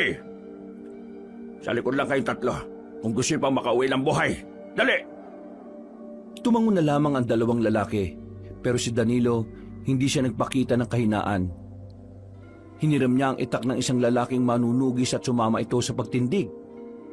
Yan ka lang naman Baka mamaya tumunganga ka lang Hindi. Hindi na mangyayari yun. Dahil ngayon, may dahilan na ako para lumaban. Wala akong pakialam kung wala akong alam. Basta lalaban ako. Bahala ka sa buhay mo. Kung gusto mong pumanaw ng maaga, di sige. Dami pang daldal. Simulan na natin to! Nagsikilos na ang mga aswang. Samantalang nakahanda naman ang mga manunugis. Noong mga sandaling yon, aminadong kabado ang binata. Pero kapag naiisip niya ang babaeng si Marimar, tila nagkakaroon siya ng kakaibang lakas ng loob. Ihanda ang mga sarili nyo bago mamatay! Hindi mo na ako matatakot ngayon, Mang Kapa. Ipangako mo sa akin na kapag natapos tong laban na to, iharap mo ako kay Marimar. At bakit naman ako mangangako? Kasi patutunayan ko sa iyong hindi siya masama. Nagsimula na ang labanan. Sa mga unang minuto, nagiging pantay lamang ang tagisan. Ang dalawang matanda naman ay hindi pa nagsisimula. Parang naghihintay lang kung sino ang mauunang aatake sa kanila. Samantala, si Danilo naman ay nakipagsabayan na sa mga manunugis. Pinoprotektahan nito ang dalawang kaibigan na takot habang magkayakap. Diyos ko, bakit ganito ang nangyayari? Dapat pala hindi na tayo nagmagandang loob. Huwag kayong mag-alala, nandito lang ako. Hindi ko kayo pababayaan. Wow! Kung makapagsalita, akala mo talagang hindi siya mamamatay Akala mo talaga, kaya na niya yung mga pangit na yan. Manahimik nga kayo. Pabayaan ko kayo dyan Nang biglang may lumapit sa kanilang isang aswang, agad yung tinaga ni Danilo. Mabuti na lang ay tinamaan niya yun sa leeg. Pero hindi pa doon natatapos ang lahat. Bigla na lamang may sumulpot sa likuran ng dalawang kaibigan niya. Natataranta niyang hinila mga yon at saka sinalag ang aswang gamit ang itak. Muntikan pa siyang tamaan ng kalmutin na siya nito. Buti na lang ay nasipan niya kaagad yung palayo. Mga buwisit kayo! Ang babaho ng mga hininga nyo! Mang Kapa, mag-usap na lamang kayo dyan. Galaw-galaw din! Pre, sa likadan mo! Hindi na napansin pa ni Danilo ang isa pang aswang na nakalapit sa kanya. Kaya naman nagawa na siya nitong kalmutin. Agad siyang napadistansya. Naramdaman niya agad ang kirot. Buti na lang ay tinulungan sila ng iba pang mga manunugis. Ang kulit mo kasi, ang daldal mo Kung tumutulong kasi kayo, di ba? Buwisit talaga kayo Mga ilang sandali lang, nakita na lamang nilang tumatakbo si Mang Kapa para habulin si Sabulay. Sumunod naman doon ang iba pang mga manunugis. Sa mga sandaling yon, Marami-rami na ring napaslang na aswang ang mga kasamahan ni Mang Kapa, kaya naman tila umaatras na rin ang ibang aswang. Habang si Danilo, idinadaingnan niya ang pagkirot ng kanyang sugat. Sobrang hapdi. Wala man lang nag-aasikaso sa kanila dahil halos lahat ay nagsunuran sa matandang albularyo. Pre, ayos ka lang ba? Oo, ayos lang ako. Ganito ang mukha ng ayos lang. Yung namimilipit sa sobrang sakit? Oo, ayos lang ako. Aray, Ipapasya na kita, pre. Susunod tayo sa kanila. Baka marunong silang gamutin yung kalmot mo. Hindi na nagsayang ng oras si Nando. Dahil malaki naman ang katawan nito, ay hindi na ito nagdalawang isip na ipasa ng lalaking si Danilo. Tumakbo sila kahit na nahihirapan sila sa mga nakaharang na halaman. Mga ilang sandali lang, naabutan nila si Mang Kapa. Nakahinto na ang mga yon at hindi na nagawa pang habulin ng mga aswang. Mang Kapa, si Danilo. May tama ho sa likod niya. Buisit, nawala na kagad ng malay yan. Hindi sanay sa abdi yan eh. Nung nagpatuli nga kami, umiyak pa nga yan eh. Ay siya, sige. Dalhin nyo na yan. Pupunta tayo sa kampo namin. Nang makarating na sila sa kampo, agad na inasikaso ni Mang Kapa ang binata. Nilinis nito ang sugat ni Danilo. Nangingitim na kasi ang palibot nito. Ayon sa matanda, masyadong marumi ang kuko ng mga aswang kaya madaling maimpeksyon ang sugat. Pero buti na lamang ay naagapan. Kung hindi, baka mas lumala pa ang nangyari sa binata. Makalipas lang ang halos isang oras, nagkaroon na ng malay ang binata. Masakit ang buong katawan nito dahil sa epekto ng gamot na ibinudbod sa kanyang sugat. Nasaan ako? Nasa langit ka na, pre. Siraulo ka ba? Nasa langit ka na nga. Mga anghel ang nasa tabi mo. Ay! Binatukan ni Danilo ang binatang si Norman. Bumangon siya agad at naramdaman ang hapdi sa kanyang likod. Sakto naman na pumasok sa silid ang matandang si Kapa. May dala-dala itong inumin na nakalagay pa sa mangkok. Inumin mo ito. Makakatulong ito para mas madaling maghilom ang sugat mo. Maraming salamat to, Mang Kapa. Nasaan si Marimar? Alam kong dito niyo siya ikinulong. Nakikiusap po ako. Pakawalan niyo na ho siya. Danilo, hindi mangyayari ang gusto mo. Hinuli namin si Marimar na nakabase sa batas ng mga manunugis. Ang batas na itunuturing na banta sa buhay ng mga tao ang mga aswang. Kaya pasensya ka na. Hindi ka ba naniniwala sa sinabi ko? Mabuting aswang si Marimar. Hindi siya gagawa ng kahit na anumang kasamaan dito. Tutulungan niya pa nga tayong talunin si Sabulay eh. Hindi na natin kailangan ng tulong niya. Umatras na si Sabulay. Isang indikasyon lamang na hindi niya kaya ang puwersa ng mga manunugis. Hindi niyo dapat minamalit ang pinuno ng mga aswang. At anong alam mo sa mga aswang, Danilo? Wala. Hindi mo nga yata malalaman na totoong aswang kung hindi mo pa nakilala ang babaeng yon. Oo, wala akong nalalaman sa mga ganyang bagay. Pero malakas ang pakiramdam ko na si Marimar lang din ang makakatulong sa atin para talunin. Tama na! Hindi na makatwiran ang gusto mong mangyari. Papabayaan kitang makausap siya ngayon pero huwag kang umasa na makakalaya siya. Dahil kahit na kailan, walang aswang ang nakatataas sa batas sa mga manunugis. Mang Kapa, baka naman po pwede natin pagbigyan si Danilo. Minsan lang yan magmahal pero wagas eh. Kaya nga, Hindi naman siguro masamang hindi niyo ako naiintindihan. Sa mundong ito, hindi pwedeng kalabanin ng pag-ibig ang batas. Ang batas ay batas. Sa oras na maipatupad na ito, ang batas ang pinakamataas. Huwag niyo sanang pagsisiyan ng hindi niyo pakikinig sa akin. Tumingin na lamang ng seryoso si Mang Kapa kay Danilo. Masama naman ang tingin na ipinukol ni Danilo sa matanda. Pero lumabas lang ang albularyo na parang normal lang ang lahat. Kahit na anak na rin ang turing nito kay Danilo, hindi nito nilabag ang sinasabi nitong batas para lamang doon. puntahan mo na lang si Marimar, pre. Nakita namin kanina kung saan siya nakakulong. Pre, narinig namin kanina na makakatanggap ng parusang kamatayan si Marimar mamayang gabi. Hihintayin lang daw yung ibang mga matataas na manunugi sa panig ng Iloilo. Ano? Parusang kamatayan? Bakit? Wala namang ginagawang kasalanan si Marimar, di ba? Nananahimik ang buhay niya at bigla nilang hinuli. Tapos parurusahan nila? Mga siraulo din kasi talaga tong mga manunugis na to eh. Pero kasi, hindi rin natin masisisi si Mang Kapa. Talagang paniniwala na kasi nila na ang lahat ng aswang ay masasama. Hindi naman kasi masama si Marimar eh. Hindi naman maniniwala mga manunugis kung sasabihin mo lang na hindi masama si Marimar eh. Buwan ka pala eh. Paano mapapatunayan na hindi masama si Marimar? Ayaw naman nilang palayain para makatulong. Ikaw ang buwang. Kanina ka pa utot ng utot eh. Hindi ako makakapayag na mahatulan na kamatayan si Marimar. Ano naman ang binabalak mo? Hindi na nagsalita pa ang lalaki. Nang maubos na niya ang pinainom sa kanya ni Mang Kapa, lumabas na rin siya ng silid na yun para puntahan si Marimar. Sinamahan siya ng kanyang dalawang kaibigan. Pagdating nila roon, ay nakita nilang nakaupo lang ang dalaga habang yakap ang sariling tuhod. Tulala at tila walang gana. Marimar? Napaangat ang tingin ng dalaga. Tila nagningning ang mga mata nito nang makita si Danilo. Agad itong lumapit sa rehas. Ganon din naman ang binata. Kahit may nakapagitna na bakal sa kanila ay hindi yun naging hadlang para magyakapan. Huwag ka mag-alala. Makakawala ka rito. Aalis ka rito. Makakalaya ka. Ako ang gagawa ng paraan. Danilo, mahigit tayong dapat pagtuunan kaysa sa kalayaan ko. Anong ibig mong sabihin? Ngayong araw, 6:00 ng gabi mamaya, magsisimulang mamilog ang buwan. Ito ang araw na kung saan malalakas ang mga aswang. Kahit takpan ng maraming ulap ang buwan, ay magpapatuloy ang pambihirang lakas ng mga aswang. Hindi ito pangkaraniwang bilog na buwan. Ito ang buwan na nakasaad sa propesiya namin, ang buwan ng kadiliman.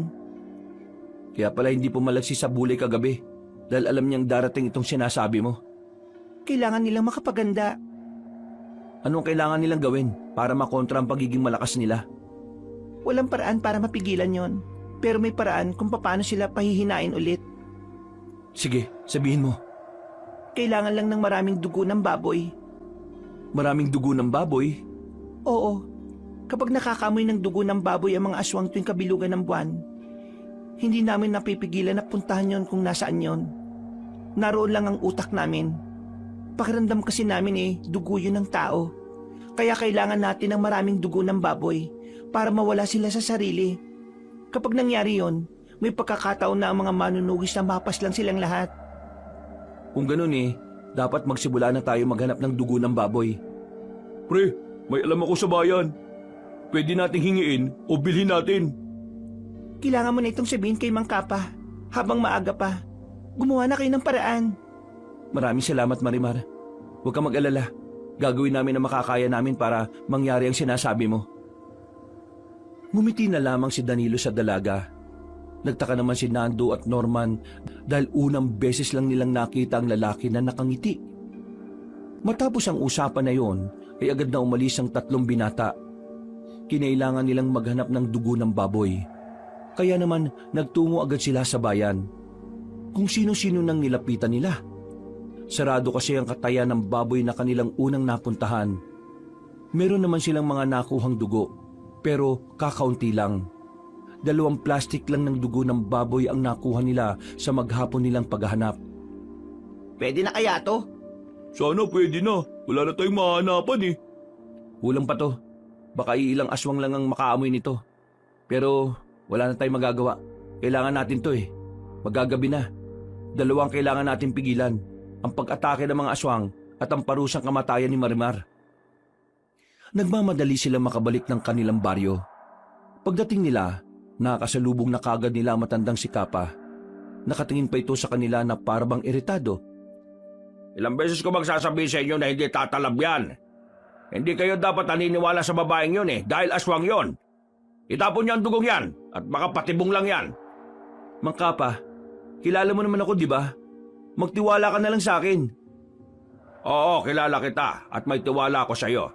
Pero sa mga ganitong sitwasyon, hindi ko pwedeng ipaubaya ang mga bagay-bagay. Wala ka masyadong alam sa mga aswang. Mang Kapa, bakit hindi na lang po natin muna subukan? Anong subukan? Anong tingin niyo sa buhay ng mga kasamahan ko? Pwedeng subukan lang tapos kapag palpak, subok ulit? Mang Kapa, sige na ho, kahit na ngayon lang. Huwag ka nang magpumilit, Danilo. Bago ko pa makalimutan kung ano ang pinagsamahan nating dalawa. At ito lang ang paalala ko, ha. Huwag na huwag kang pipigil sa kung ano man ang gagawin namin mamaya. Galit na naglakad paalis sa matandang si Kapa. Napapailing na lamang si Danilo noong mga sandaling yon.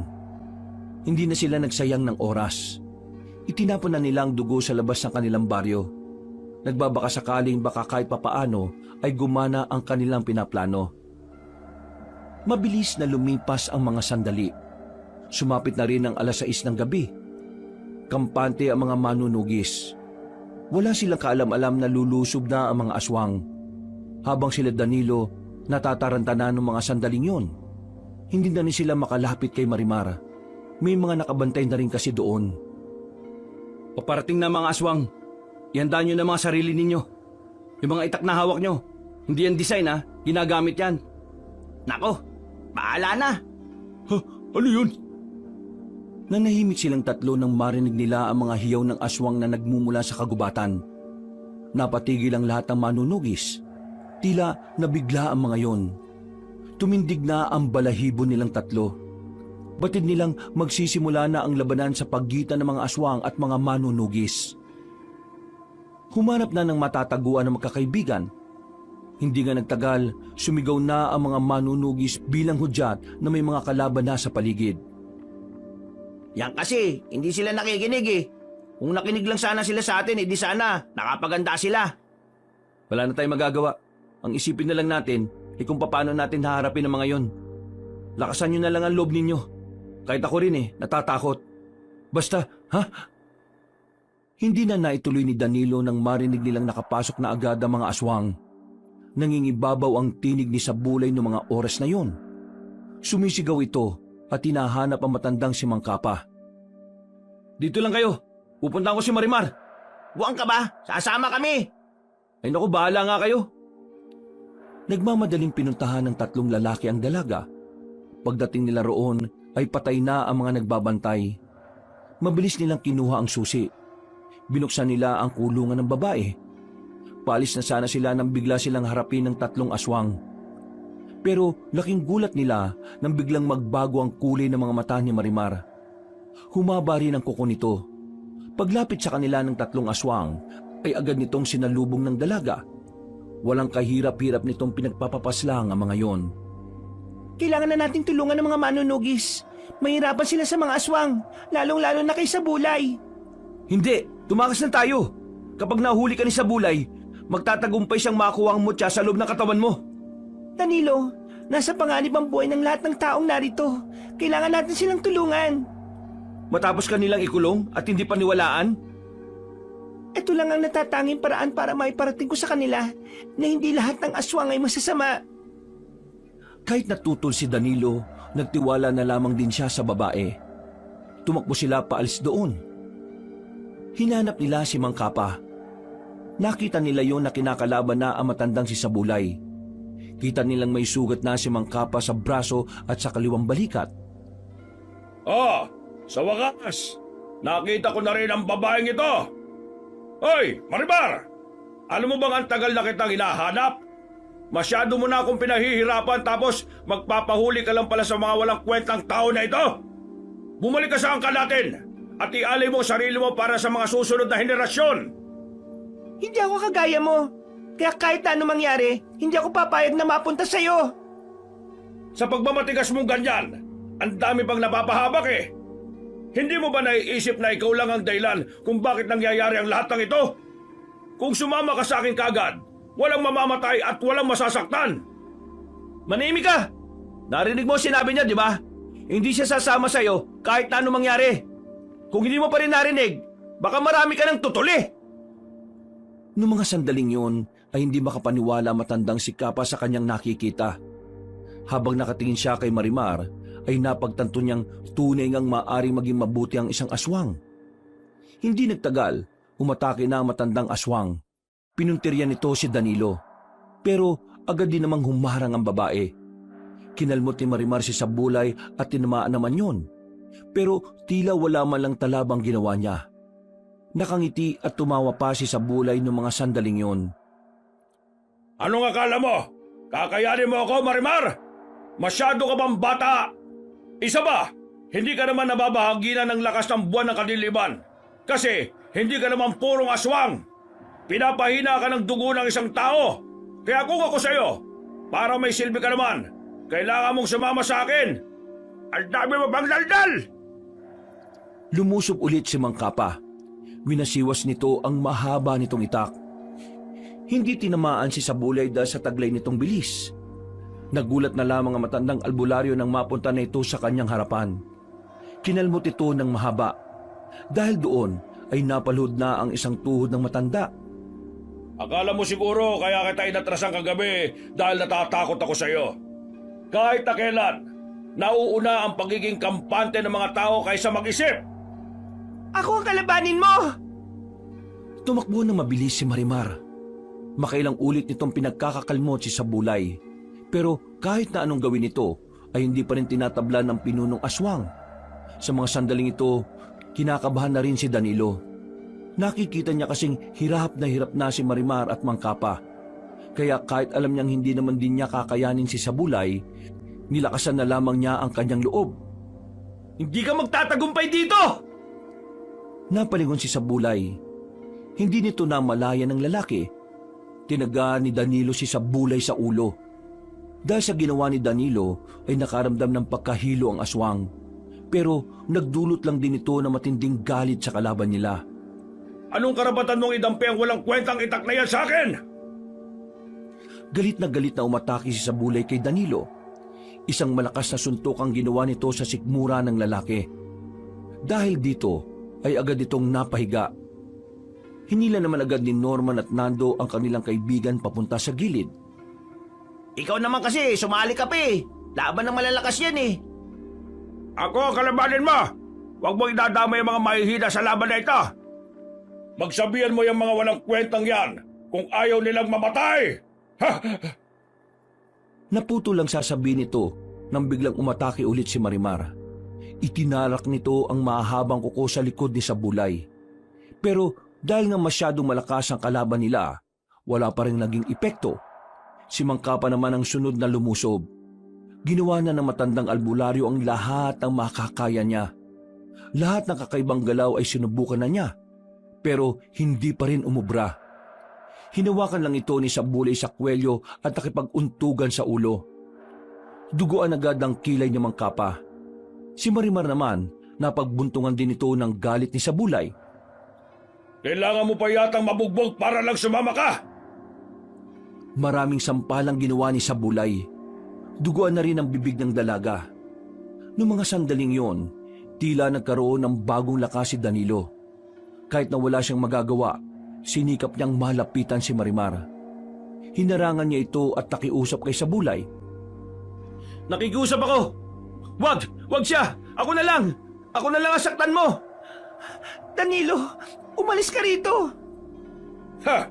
Tingnan mo nga naman! Isang bayani ang umusbong! Sige! Tutulungan kita maging bayani! Dinakma siya ni Sabulay. Hinawakan sa kwelyo. Sinuntok ito ng maraming beses sa muka. At nang malupaypay na, ay saka binalibag sa sahig. Nang nakadapa na si Danilo, pinagsisisipa naman ito ng maraming beses.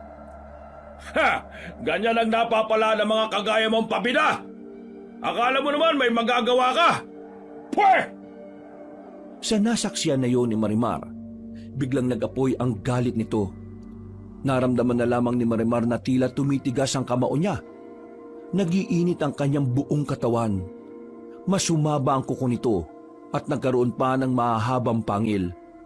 Noong mga sandaling yon, maging si Sabulay ay nagulat nang lumapit sa kanya si Marimar. Sobrang lakas ng babae. Kahit na si Sabulay na ang pinakamalakas na aswang, hindi nito kinaya ang puwersa ng dalaga. Hinawakan siya nito sa liig. Maigpit ang pagkakasakal. Habang nasa ere, pinagkakakalmot ni Marimar ng marami sa tiyan si Sabulay. Hindi pa nakontento ang babae. Pinagsusuntok niya pa sa mukha. Gumagapang na si Sabulay sa mga oras na yon, pero mukhang hindi na yung bubuhayin pa ng dalaga. Marimar! Sa isip-isip ni Danilo, tila nabahaginan na rin ito ng kapangyarihan ng buwan ng kadiliman. Kaya sa mga pagkakataong yon, kitang-kita nila na parang ginagawang sisiw lang ni Marimar si Sabulay. Sinubukan namang lumaban ng matandang aswang. Ang kaso, sadyang mabilis at malakas talaga si Marimar. Kakaiba ito sa lahat. Walang katulad. Kahit si Mang Kapa ngayon lang nakakita ng aswang na sobrang lakas. Sinasaktan mo ang mga taong mahalaga sa akin. Pinaslang mo ang angkan ko. At ngayon, balak mo rin kunin ang buhay ng mga taong naging parte ng buhay ko. Hindi kita mapapayagan at hindi kita mapapatawad. Sukdulan ang galit ko sa'yo. Isinusumpa ko na hindi ka na magkakaroon ng pagkakataong mabuhay ulit sa ibang katauhan. Habang humahaba ang kuko ni Marimar, walang ano-ano, itinarak na niya yon sa dibdib ng matandang aswang. Idiniin niya hanggang sa umabot ito sa puso. Nandilat na lamang ang mga mata ni Sabulay. Nang makita ni Marimar na patay na ang pinuno ng aswang, sandali nitong nilapitan si Danilo. Dito ka na muna. Aasikasuhin ko lang ang iba pang natitira. Sasamantalin ko na ang pagkakataon habang nararamdaman ko pa ang kapangyarihan ng buwan ng kadiliman. Norman, Nando, kayo nang bala sa kanya at kay Mang Kapa. Agad na umalis ang babae. Pinunta nito ang mga aswang na patuloy na lumalaban. Samantala, pinagtabi naman ng dalawang lalaki si Danilo at Mang Kapa. Binantayan lang nila yon hanggang sa matapos ang gulo. Patawad, Danilo. Hindi ako nakinig at naniwala. Sinabi ko naman kasi sa inyo Dapat kasi minsan, nakikinig din tayo sa mga taong akala nating walang alam. Oo, may natutunan na naman ako. Maraming salamat talaga sa'yo. Ayos lang ho yun. Ang mahalaga, buhay tayo. Aray, ang sakit. Kapag gumaling ako, gagamutin kita. Kapag gumaling ka, magaling na rin ako nun. Natawa na lamang ang dalawa. Si Norman at Nando naman ay hindi makapaniwalang nagagawa pang magtawanan ni Danilo at Mang Kapa kahit sobrang bugbog na ang katawan. Natapos ni Marimar ang lahat ng mga aswang. Natalo nila ang kampon ng kadiliman. At dahil sa pinakita ni Marimar, tuluyan na nga siyang kinilala ng mga manunugis bilang kakampi. Isang buwan ang nakalipas, balik na sa dati ang kanilang buhay. Si Marimar at Danilo naman, mas nagiging maganda na rin ang kanilang pakikitungo sa isa't isa. Isang gabi, Danilo, hindi pa pala ako nakakapagpasalamat sa lahat ng ginawa mo para sa akin. Kahit alam mong mapapahamak ka nung gabing yun, hindi ka nagdalawang isip na ibuwis ang buhay mo para sa akin. kahit sino naman, gagawin yun sa taong mahal nila. Pero Danilo, isa pa rin akong aswang. At alam naman natin na isang himala ang makaanak sa katulad ko. Wala naman akong pakialam kung makaanak tayo o hindi. Ang mahalaga sa akin, makasama lang kita. Masaya na ako sa bagay na yun. Uy, kayo na ba? Kiss mo nga kung kayo na. Talaga kahit na kailan, mga pasira kayo ng moment. Isinama niyo pa talaga si Mang Kapa. Nandito lang ako para sabihing magdadaos ng pagdiriwang bukas. At kayong apat, lalo na kayong dalawa ni Marimar, para yun sa inyo. Bilang pagkilala sa ginawa niyong katapangan para sa baryo natin. Naku, maraming salamat Mang Kapa. Masaya kaming dadalo sa isasagawa ninyong pagdiriwang. Kiss, kiss! O nga, kiss naman dyan! Natatawa na lamang si Danilo ng mga sandaling yon, pero hindi niya inakala na hahalikan siya ng babaeng si Marimar. Yun ang kanyang unang halik, kaya halos mabaliw-baliw siya. Mula noon, nagsama na ng tuluyan ng dalawa. Tanggap ni Danilo kahit na aswang ang babae. Ang mahalaga naman kasi para kay Danilo ay ang pagiging busilak ng puso nito.